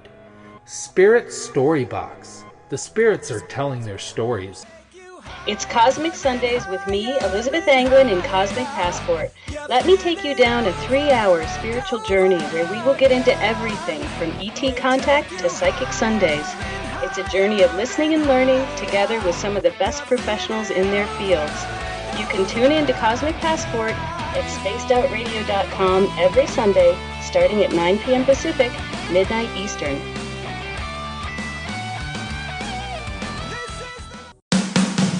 The views and opinions expressed by tonight's guest and topic of discussion do not necessarily represent the official policy or position of Spaced Out Radio, Spaced Out Weekend, Spaced Out Radio Limited, its hosts, syndicated carriers, or anyone associated with this broadcast. You're listening to Spaced Out Radio with Dave Scott. Follow Dave on Twitter at Spaced Out Radio and hashtag Spaced Out Radio, and on Facebook, Spaced Out Radio Show. Now, back to the program. Welcome back to the third and final hour of Spaced Out Radio tonight. I am your host, Dave Scott. Great to have you with us. Tomorrow night on the program, we go literally into the depths of human hell. H.H. Holmes will be our topic for tonight, or tomorrow night. Jeff Mudgett, author, is going to join us, talk about his book and the history and grotesque life of H.H. Holmes in the real, true story of this vicious, vicious criminal back a long time ago. Thank goodness he is no longer here. 9 p.m. Pacific, midnight Eastern Time at spacedoutradio.com is when we get going. Now, we want to welcome in everyone listening in on WQEE 99 Rock the Key down in Noonan, Georgia, home of The Walking Dead. We are live as well on the United Public Radio Network 107.7 FM in New Orleans and over 160 countries around the world. We are also live at spacedoutradio.com, Spreaker, and our online affiliate, The Fringe FM. Bill Cardwell has set the password for tonight in the SOR Space Travelers Club. Eucatastrophe. Eucatastrophe is your password for tonight. Bill sets the password each and every night, right here on the mighty SOR. And if you're asking, what's the password for? Exactly. On social media, you know where to find us. We are also on Periscope.tv, live every Monday through Friday night. We are also storing our archives on YouTube. So go to youtube.com/Spaced Out Radio. Make sure you hit that subscribe button. We would really appreciate it if you don't mind. And we have our website, spacedoutradio.com, where we have a plethora of features for you, including joining the SOR Space Travelers Club for $5 a month. Rock out to some Bumblefoot. Shop at our Spaced Out Radio store. Read The Encounter online, dealing with everything paranormal, strange, and odd, or watch great videos from UFO Seekers, Contact TV, and so much more. Hour number 3 is upon us, and we bring in Joe Roop from Spaced Out Saturdays, Lighting the Void in the Fringe FM. Welcome back, Joe. Hello. How's your hair doing? It's kind of messy right now. How come? Because I work, like I was telling you before, I work from the studio. The only reason why I leave this place is to get fresh air or go get groceries. Or, I know it's sad, isn't it? I'm a hermit. Yeah. Why should I fix my hair? I'm not on Periscope. I know. But either way, your hair, hair is important. Good quality follicles is important, my friend. Agree. That's just the way I look at it. But nonetheless, I want to say thank you so much. As we have, a lot of people know, last week we ended our relationship after a couple of years with Revolution Radio to focus solely on the Fringe FM and our relationship with you and your relationship with us, being the Saturday night host. Eventually, when we go terrestrial, you're going to be taking over the Sunday nights as well. It's really exciting news to have this bond come together. Yeah, it's kind of scary, but it's also exciting. Scary equals exciting. I'm not used to all this. This is something I've always wanted to do, and it's kind of coming together. It's germinated at the very least, and the audience members. It's like I meet somebody new every day, and now we have a team at the Fringe FM, and there's a clear vision. It's starting to steamroll a little bit, and I'm pretty stoked about it. I fully agree with you. Me too, my friend. Me too. And it's good to have you back on. It's good to be a little bit of a bigger part of the Fringe. And, that way we can concentrate now on the terrestrial side while you got the digital side going on. It just makes life a lot easier, man. A lot easier. So thank you for that. Yeah, indeed. Definitely. We were talking with Geraldine Orozco the last 2 hours. BayAreaMeditation.com is her website, and she will be with us next on Monday or on Tuesday, May 1st. So to start next month, Geraldine's going to kick things off for us, which is always a good sign because she is just an incredible voice of knowledge with a plethora of topics that she could speak with. But I do have to ask, we ended things on a yoga note. Have you ever tried yoga? Yes. And it's incredibly hard. I did 10 seconds of it once. 10 seconds. Well, there's all kinds of forms of yoga, right? But the exercise form that everybody's so familiar with is when you watch it, you're like, oh, that's nothing. What is that? But it's very hard. It's like Tai Chi. Tai Chi looks easy, but it's not, You wear yoga pants? No, man. You look like the kind of guy who would. I've never wore yoga pants in my entire life. I don't know. I think that's I'm telling you. Plausible never. denial. Plausible denial, my friend. No, but I mean, there is something to it. It's not like... there's definitely something to it. Everybody from, ancient Hindus all the way to, Renaissance magicians practiced yoga, and then there's a reason for it.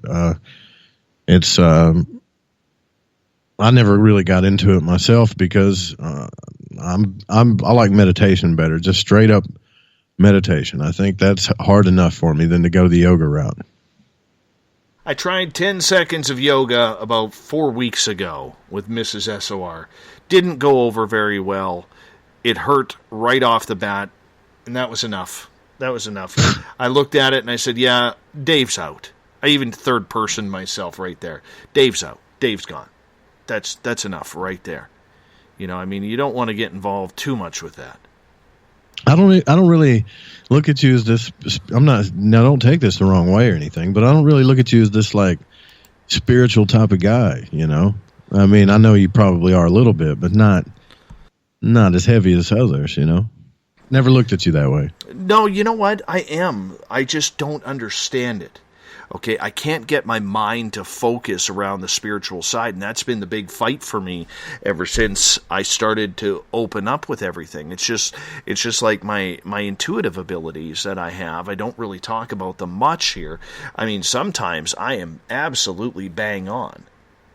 And then other times, I wouldn't say most of the time. I would say it's about, 50-50, where I am just so off base that I just cannot even imagine why I'm even trying this. It drives me absolutely bonkers with it, to be honest with you. And I don't have time for meditation. I do not have time for, anything to do with yoga or anything. Maybe I need to. But it's just something that I just cannot grasp that strength to take full control of my mind to perfect what I need to perfect in myself. Do you have some type of daily ritual that you do? It doesn't have to be spiritual. I mean, do you make a cup of coffee every morning?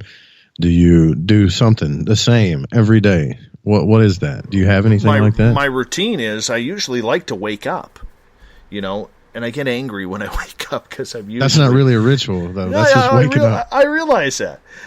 But let's see, what routine do I have? It all depends because my routine shifted since I've been focusing more time on the radio show. You know what I'm saying? Yeah. Yeah, I know. Before I got into this radio thing, I used to read, a book a day and practice all kinds of stuff every day, but... Now that I'm doing this, it takes up most of my time too, so I understand. Totally but that's why we're coming together so we can get back involved and help each other. Yeah, it's difficult. It's difficult for me. I have tried, when it comes to meditation, I've tried absolutely everything to sit down and do it. I've even taken time out of my day, but I just find that I'm so exhausted throughout my day that if I go to meditate, I'm falling asleep. And I'm not wanting to fall You've got to asleep. find a way to get in the moment, brother. Some way to get out of your head and get in the moment. I mean, I don't know if you had ADD when you were a kid or something, or don't know that, but there were times, most of us when we were kids, where we could do that. We could sharpen a stick on the concrete for 30 minutes or stare out the window for 20 minutes and just get in the moment. And now, as an adult, it's real important that we do those things. And if you can just figure out what you can do to do that, then it'll start working itself in there, even if it's something like hockey, Well, with my little rugrat running around, too, he keeps me pretty busy and focused. So I try during the day to, well, I'll give you an example. Today, he and I went for about a 2-mile walk. He's only 4. There you go. He wanted to go for a walk. So we went for a long walk this morning.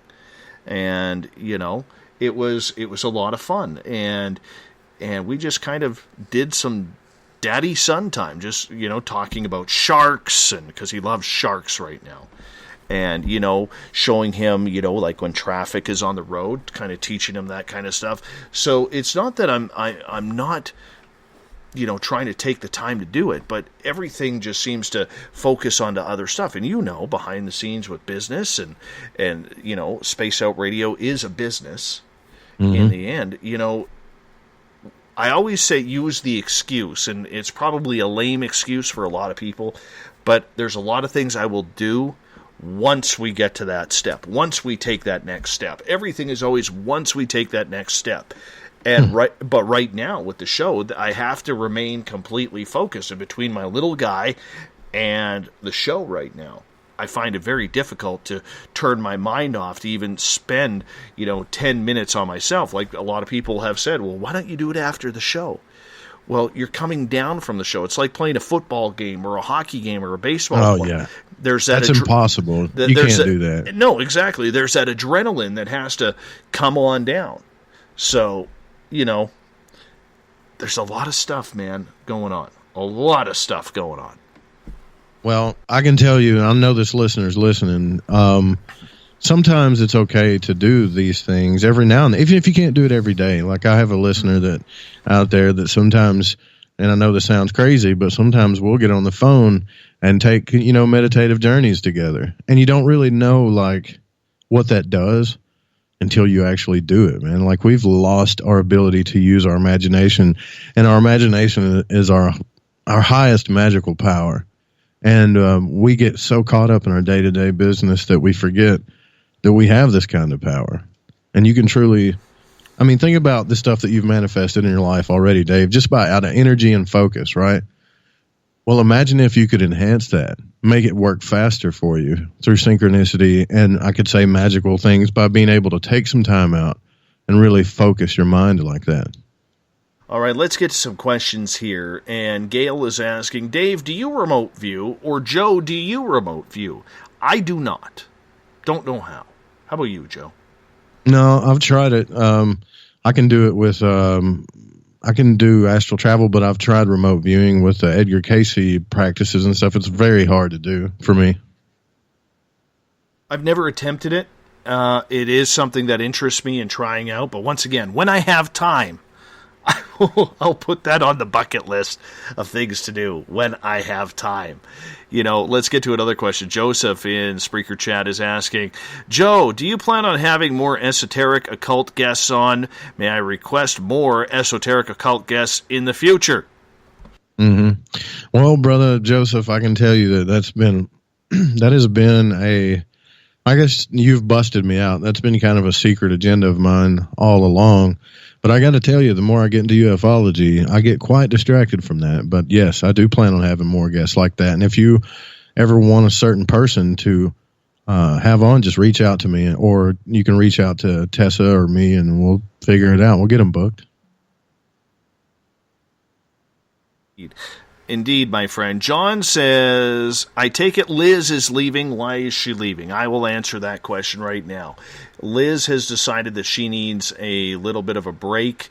It's become very stressful around here. There was a little bit of an incident that caught her off guard that she's not taking too well right now, so she has actually asked to step away from Spaced Out Radio. It bothers me a lot. I love Liz like a sister, but, she feels it's not in her best interest right now to be on the radio, so we have decided to part ways.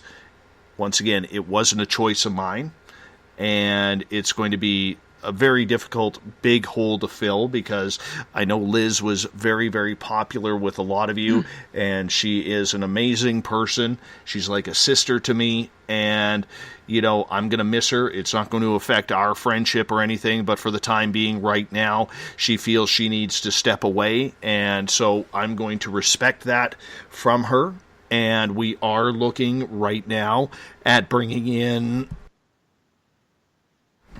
a new team coming in. They're a British Columbia team.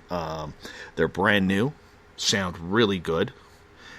And they will be taking over the Sundays when we go terrestrial. And when that starts, we're going to get Joe Roop to take over the Sunday show. And when we go terrestrial, the other group will end up, it's a boyfriend-girlfriend, I guess, type team, where they will, be fill-ins for us. And you never know. Liz may come back in the future. We just don't know. But right now we're going to give her space. She needs it, so that's what we're going to give her. So I hope I reached out to her myself, and she just to try to get her to stick around in some way, and she really, that's what she expressed. She really just wants a break from it all, and I can totally understand that, actually. I want to say hi to Cousin Gary, who's just popped into Periscope. How you doing, Cousin Gary? Good to see you. If you're ever in Edmonton and you run into Cousin Gary, just wave to him and say, hi, Cousin Gary. You have to figure out what he looks like, but Cousin Gary's in there. I know he's having a good laugh. He has a pretty good mustache. I don't know if he does anymore, but he used to have a pretty damn good mustache. So... Dude, you're fascinated with people's hair and beards and mustaches. I haven't figured this out. Why can't you respect it? Why can't you respect it? Grow up watching Magnum P.I. or something? Tom had a great mustache. Right? So anyways, moving on with everything, we'll have more news on what's happening, coming up. And, Liz did some incredible work with Cosmic Passport and the Sunday show. Elizabeth is an absolutely lovely, lovely person. So we are going to, miss her around here. But you never know. Like I said, maybe in the future she will come back in one way or another. We need to manifest that happening. Manifest it, people. Manifest it. And go from there. All right. Spiritually speaking, you consider yourself a pretty spiritual guy, Joe. And do you find that a lot of the topics we talk about in regards to the spiritual side, that they're just BS so far out there that they shouldn't even make any type of sense because they contradict everything that mainstream science says. They contradict a lot of, woo-woo, shall we say. Or do you think there's a lot to this spirituality that we just have not figured out? Oh, I think it's kind of both. If you are to say that there's no charlatans out there, then that's just irrational. You got to know that there is. And I'll tell you what kind of bothers me is when you talk to a person and they know everything about everything and they've done it all, and those are some of the hardest stories for me to believe. However, I can say that in this field everything kind of works backwards. Scientifically you work your way out. And it seems like, if this makes any sense, in the spiritual sense, you work your way in when it comes to believing things. Every time that I've questioned anything in this field, for the most part, I've been proven wrong on a lot of things. for instance, everybody says they're an empath or intuitive. Well, I question that. I think that everybody's got an intuitive nature a little bit, but does that mean that everybody's got spiritual powers? On the other hand, maybe everybody's got powers that we haven't tapped into yet. A lot of that is perception. But yeah, some of it is hard to believe, but that's why we're here, to get to the bottom of it, Sometimes I have a hard time believing, and this isn't against Geraldine. She is a fantastic person. I know she speaks from the heart and soul, but some of the topics that I hear people talking about are just so way off base with what I believe personally that I really do not understand where this information even comes from, let alone trusted that it comes from some spiritual guide that's sitting way up in a cornfield up in heaven or wherever it may be. I don't know. I really don't know. And I think a lot of it for me that I have difficulty with is trying to figure out how they're getting the information, what is resonating with them. I try to believe because I want people to believe my own experiences. And I think there has to be a healthy balance in that. If, I can't sit here and say, well, this happened to me, I need people to believe me. But on the flip side, I don't believe you with what you're going through. But I don't see how it all intertwines and connects, Joe, to how I live my life. One of the things, like Geraldine said tonight, if we are living in multi-lives in multi-dimensions at the exact same time, how does what happens, say, in 32 dimensions from here affect me, what I'm doing here? Like, things like that, I do not get, I do not understand. Yeah, well, I don't think that's rational in anybody's mind, but it doesn't mean that it's not true. I mean, you got to think about it from a consciousness point of view, and this is something that you've talked about quite a bit, is consciousness, right? We don't know what it is.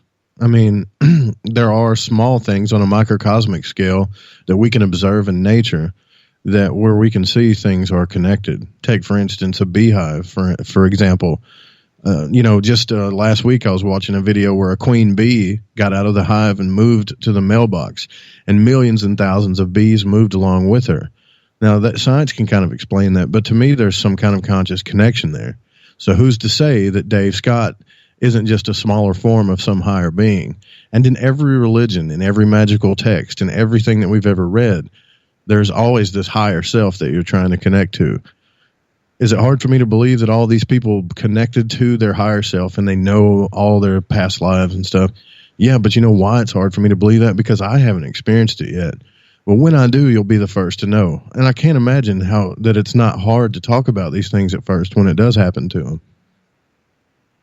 No, and I understand and agree with that, and I realize mainstream science is just starting to look into the whole parallel dimensions and looking into the different types of multiverses, and I realize that's kind of the next phase in what they're going to try and accomplish. And will it happen in our lifetimes? I don't really know. It may happen beyond that. But what's really intriguing to me is with these different lifetimes that we're living, do we all die at the same time? So if I live until I'm 75, do I die at 75 in each of those lifetimes? Or, in one dimension, have I already died? Or in the next dimension, am I going to live to 105? In the next dimension, is there any timeline on death? You see what I'm saying? And this is what kind of trips me out. And this is the way my mind starts spinning, and I'm like, how the hell does that happen? How does that really happen? I don't get it. Is it infinite? I don't know. Well, I think sometimes people want to be validated, too. They want to believe these things because, let's face it, nobody wants to hear, okay, when you die from this life, it's just like anything else that's dead. You're dead, and that's it. You're done. There's no more you. That very well could be a reality. I mean, we have no proof, scientific proof, that it's not a reality, right? But instead, I think others want to be validated because deep down they feel inside that there's way more to them than just this life. That doesn't mean there is, but I got to tell you, I mean, from my own experiences, I believe that there is quite a bit more than just this life. But those answers that you're asking, I don't think can be answered on a mass scale. They have to be answered individually. I think the mystery was designed for the individual journey, for you to discover yourself without anybody helping you. I can see that, and it's something that I can appreciate. It's something that I can get to. You know, it's one of those things, man, that just absolutely kind of drives me up a wall as I try to figure out the whole spiritual aspect with everything. It just doesn't make sense to me, you know, and I'm not saying, like you, I'm not saying it doesn't exist, you know, but to me, there's so many simple questions that I am struggling with regarding this. I don't know how to do it. Maybe I need to meditate. Maybe I need to figure out how to find time for that. I really don't know. But I do know that eventually something's got to pop up and figure it out. Right. Well, not everybody's into this stuff either. You know, the kind of answers that you want may be different from the kind of answers that I want. You know, I want the answer to, is there life after death? Are there interdimensional things? You know, even though I've done some astral travel myself, there's more answers than there are. I mean, there's more questions than there are answers. A lot of this comes down to your narrative. What do you believe? What do you want to believe? And what experiences have you had? And you'll find there's so much infighting. The people that have all the same beliefs and experiences and questions, they stay in the same group and they challenge the other ones. But not a lot of people can put stuff on the table and prove either point of view. So, I mean, it's not normal. I mean, it's not, I guess, unorthodox to have those questions. We all worry about that stuff, you know. Do you find, though, that when it comes to the spiritual aspect, especially introducing it to your audience, that you need to be careful with it because there are so many different avenues and values that people try to share out there that if you mention one topic, the next one may be not congruent with that one. And it doesn't seem to mix. And now you're giving off a bunch of difficult information, shall we say. Oh, yeah. Well, yeah, because like I said, everybody wants to validate their own experiences and their own stories or their own beliefs. Again, like it's incredibly hard just to get 5 people in the audience to trust you, right? I can imagine whenever I start doing the Sunday show, there's going to be people that, you know, they're not going to want to listen because I'm not Liz, right? I'm not a psychic. At least I don't think so. And I can't read your mind and all this other stuff, but I can explore it with you. And I think it's all about earning the trust. I think when someone knows what your true intentions are, regardless of what you believe, they might get mad at first, but eventually they'll learn to come to know you because they got the same questions that you do deep down, you know? Joseph is asking, Joe, have you had any spiritual experiences lately that you're willing to share? Honestly, lately I've been so tired that I've just kind of just conk out and go unconscious, which is really getting on my nerves. But I can tell you that in my dream states, I've had some very, I wouldn't call them spiritual experiences. I guess awakening experiences with the human body. I've had a lot of dreams about death lately, and I don't know if it's because it's been on my mind, but I think someone's trying to show me something about my health. And when you say spiritual, that's a vast field.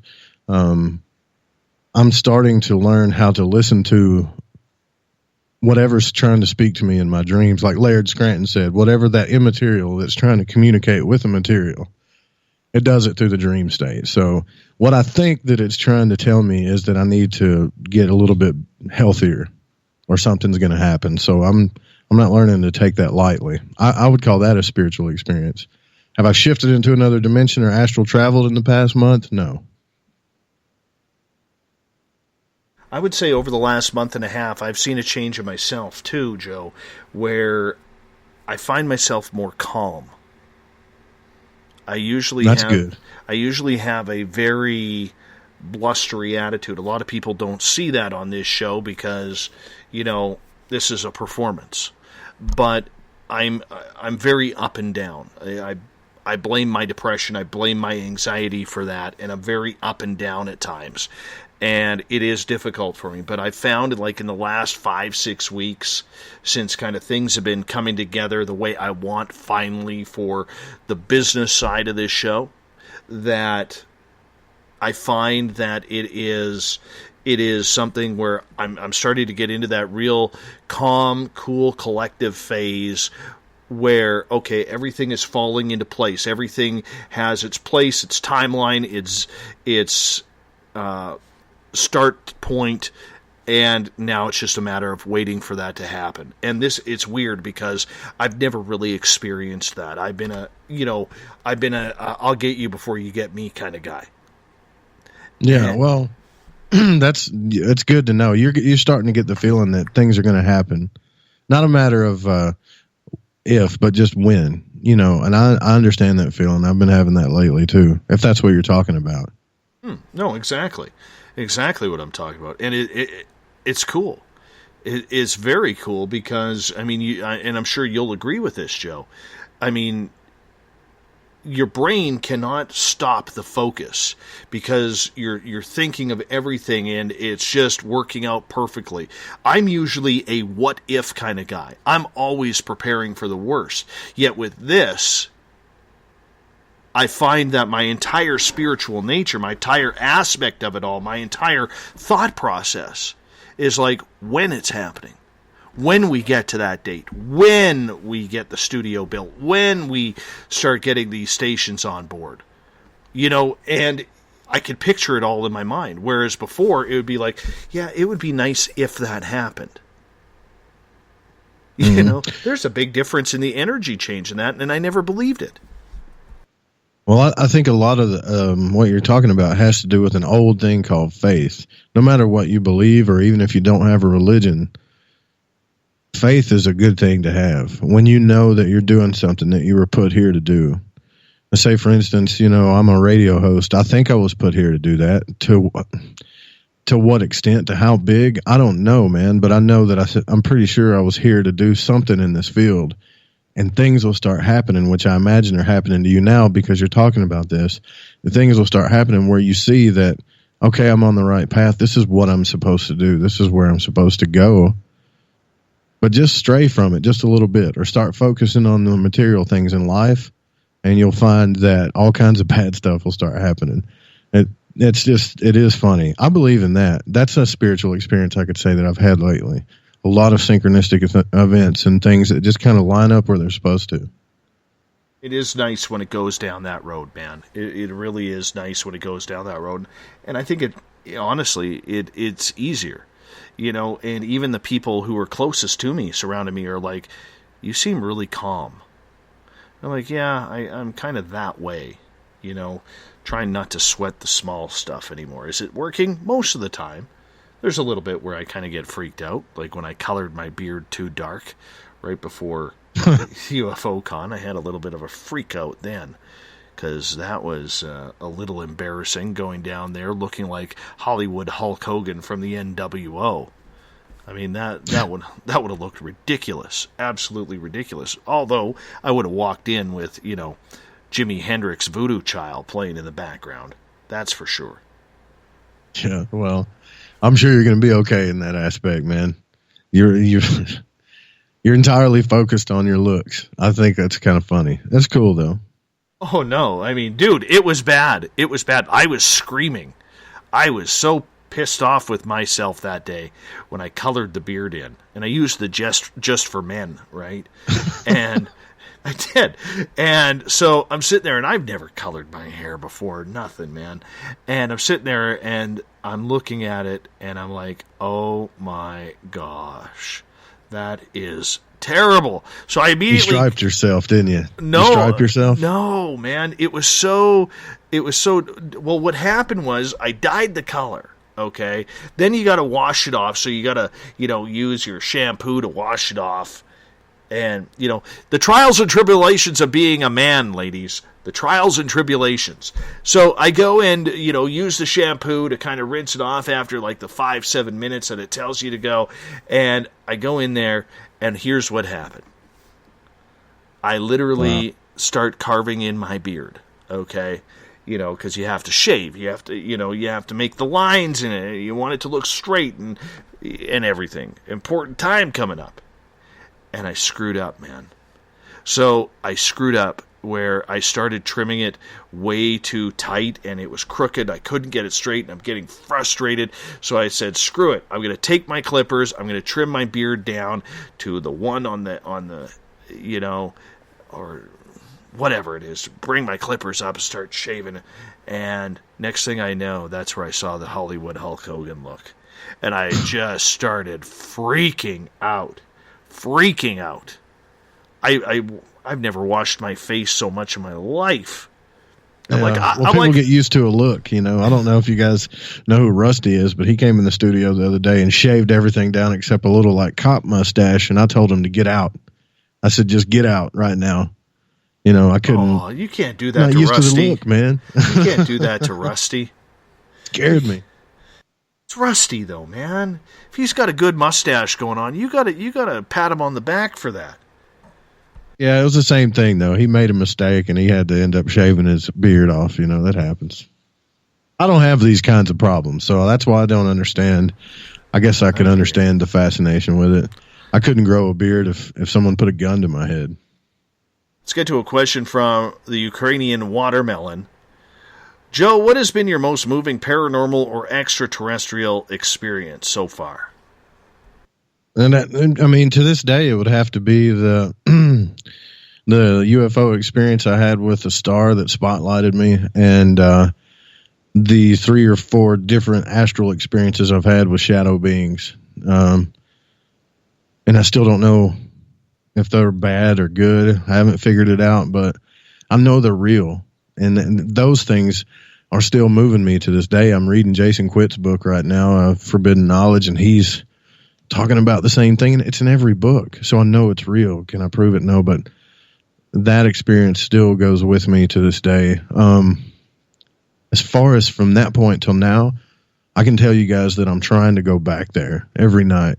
It's just I'm so tired. I'll tell you what I was doing the other night, Dave. I was talking to myself as I was sleeping. I was like, okay, Joe, just let the body fall asleep, but stay awake. You're going to do this, right? This time you're going to do it. And next thing you know, I'm waking up and the alarm clock's going off again. So I think it has to do with my health. I got to exercise some more so I can get back to practicing those things. But yeah, I know that was kind of a long rant on that one question, but this is what fascinates me the most, Dave. I'm telling you, that realm between sleep and awake.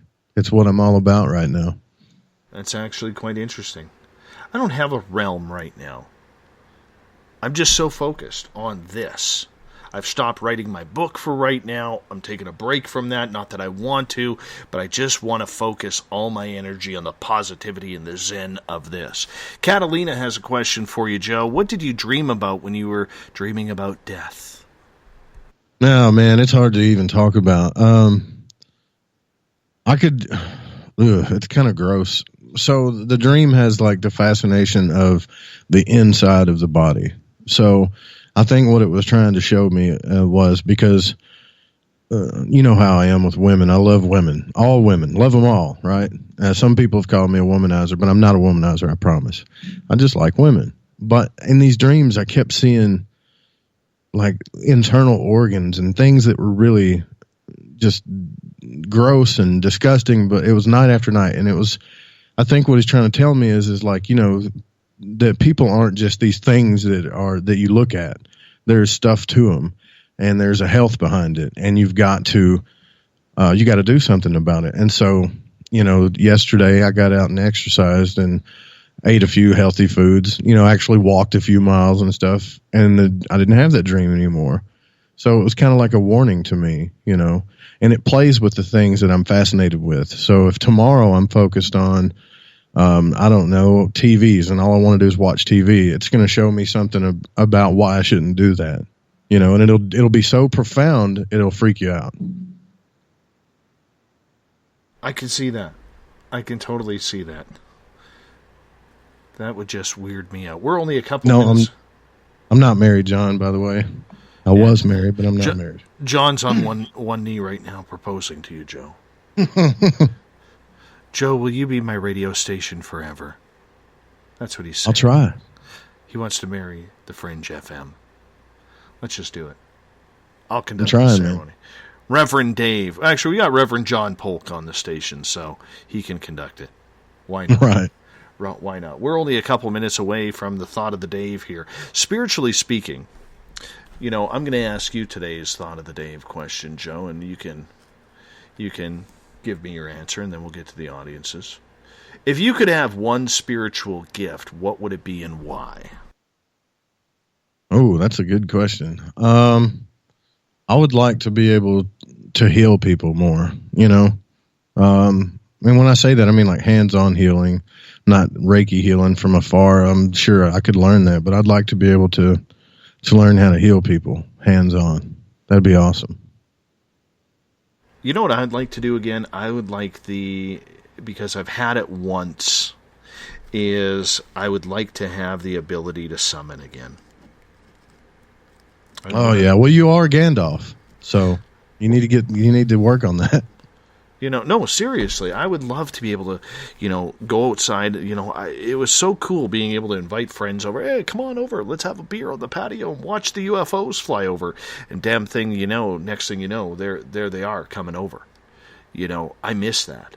Don't have that connection right now. Don't know why, but haven't had it for a while. I have a feeling I know why, but. That would be cool. I didn't even think about that when somebody asked me that question a minute ago. To be able to summon UFOs, yeah, I'd still pick healing, but that'd be my second one. That's a really cool gift. Well, I figured there were so many people talking about, the spiritual gift of healing, and we'll go through them. Like almost every one of them is healing. But I wanted to be different. I just wanted to be different. Well, that's good. Quick question from Joseph. Joe, are you involved with any esoteric orders currently? I mean, officially, if you're willing to say. I would say that if I was, I probably couldn't say it. So, am I involved at this moment? No. But I don't think I would tell you, even if I was. Awesome. Thought of the Dave coming up right now.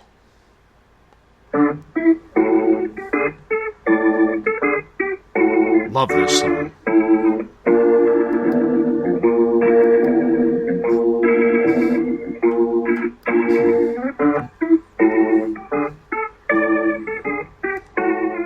Thought of the Dave happens every night at this time, where we post a question on Facebook, goes over to Twitter. I'm not sure if it turns a left or a right to get over to Twitter. But nonetheless, we asked the Thought of the Dave question to get your reaction to what you think your opinion is, so that way we can say it on the show. To today's Thought of the Dave question. If you could have one spiritual gift, think about it. You can be selfish if you want. It's okay. If you could have one spiritual gift, what would it be? Let's start off on Twitter, where Kevin says, full third eye activation, clairvoyance, clairaudio, and all that comes with it. Being connected to source is truly love of thyself. I like that one. I really like that one. What do you think about that one, Joe? The love of thyself? Is that what you're asking me? Yeah. I think it's the most important thing that you need to do. Would you it's the first love. That you should always do. Would you like your third eye fully open? I don't know that I'm quite ready for that. Everybody thinks they want this Kundalini third eye awakening, but from what I've studied, if the vessel's not ready, it's probably not a good idea to try to force that. All right, let's get to another one here. Shar. Hi, Shar. She is asking, or she is saying, healing. And she left it at that, so I had to go, and why? I had to prod her a little bit. Use one of the pointy sticks and prod her a little bit. She goes, we all need healing in one way or another, which is so true. Ron, the Ukrainian watermelon, states, miracle worker. The oppressed kill me inside because I care and I want to help them. Well, that's like a healing right there as well. Wendy, following on the same theme, I would love to heal everyone, including those with emotional or mental issues. There's just too much suffering. I think most of the cruelty in the world is because of those in pain. Hurt people hurt people. It is true. It is true. But we have a change with Lucille, and I'm curious to get your take on this one. She says, in my spiritual being, I would have all lies be gone and truth to be common in this world. Maybe not a real spiritual side, but it is a nice little gesture. Try and get everybody going.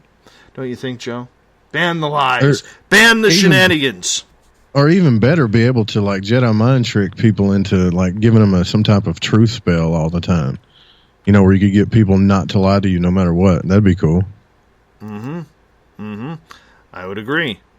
By the way, Cousin Gary has sent me a picture of his mustache. It's looking good. Very good, Cousin Gary. Very good mustache. That's what we want to see right there. A little bit of handlebar action just starting at the tip. Very nice. Good job, Cousin Gary. And the Ukrainian watermelon Ron in Saskatchewan is waving, so you could probably see him from way up there in Edmonton. Just so you know. Tessa gets back to healing. She goes, to heal those around me as well as myself. I've always been a people pleaser and have noticed all the amazing people around me dying from cancer, MS, AIDS, while all the wicked people seem to live forever. I've tried to heal my friends by growing CBDs or putting positive energy, action, and love out there, but it seems their cancer, etc., grew faster than my plants or stronger than my intention. It would be nice to heal those who bring light into our lives and not feel so helpless when I fail. Don't make me cry, Tess. That's powerful. Very, very powerful. I agree. Tim says, I'd like to see the future. Lottery, baby. Lottery. I love it. See the future. But if you see the future, isn't it like Back to the Future where you have the whole paradigm shift happen that's not maybe supposed to happen? I mean, look what happened with the sports almanac. Biff went crazy. Yeah, I've always wondered about that too. I don't think I'd want to see the future. You may not want to see it. What do you think we're going to look like in the next 20 years, man? Handsome. Think about that. Very handsome. Very handsome. Got it all planned out. Handsomeness. Mm-hmm. Even you, Joe. I'm feeling it with you. Heather, yeah, well, that's a given. No, exactly. Heather states, I already have one, and it's more than I can handle sometimes. Don't know what that means. Heather, clarity! Clarity! Brandy says, I do have spiritual gifts, but I feel we all do. What I would love to strengthen is my clairscent, the ability to smell. I have it, but it's random and not as strong as many of my other clairs. I would like more. Greedy, Brandy. Just greedy. Greedy. Wanting them all. She wants it all. She wants it. That's a good Queen song. She wants it all. She wants it all. She wants it all, and she wants it now. Donna states, my gifts are spontaneous and controlled by our source via my attention to a seeming problem. Directed prayer. Are you a big fan of the prayer? Oh, yeah. Prayer's big time for me. Yes. Tessa says we're going to age like fine wine. I agree with you. That's probably going to happen. I'm 36, man. I still get carded for cigarettes nowadays. It's stupid. You're lucky. I got asked if I was my son's grandfather. That's terrible. I know. Nikki over in the UK says, I'd go with healing too, if nothing more than to cure my nerve damage in my legs so that they didn't constantly hurt to the point where I'd like to saw them off literally.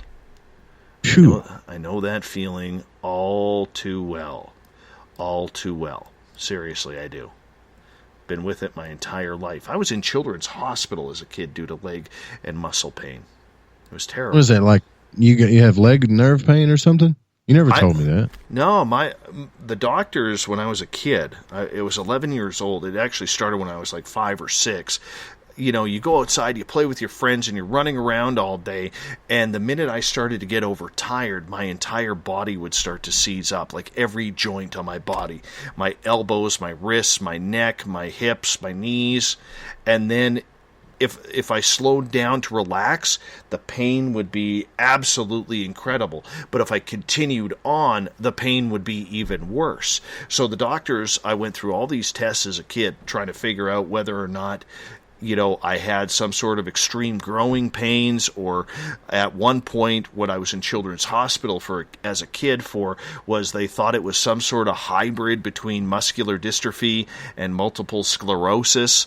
Right. They found out that my equilibrium was screwed up, yet to the point where I shouldn't have been able to throw a ball or ride a bike or play hockey or skate, and yet I was able to do all of that because I just didn't know any better. I struggled, especially in hockey, I struggled to find my balance at times.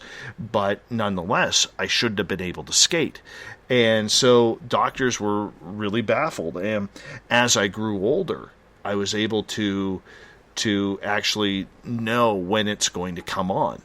So like now, if I overexert myself now, let's say I go for an hour and a half workout and then have like 20 minutes rest and then decide that I'm going to go chop some wood outside and then go, do some other activity and then without stopping go right into the show, I know I'm going to be in pain.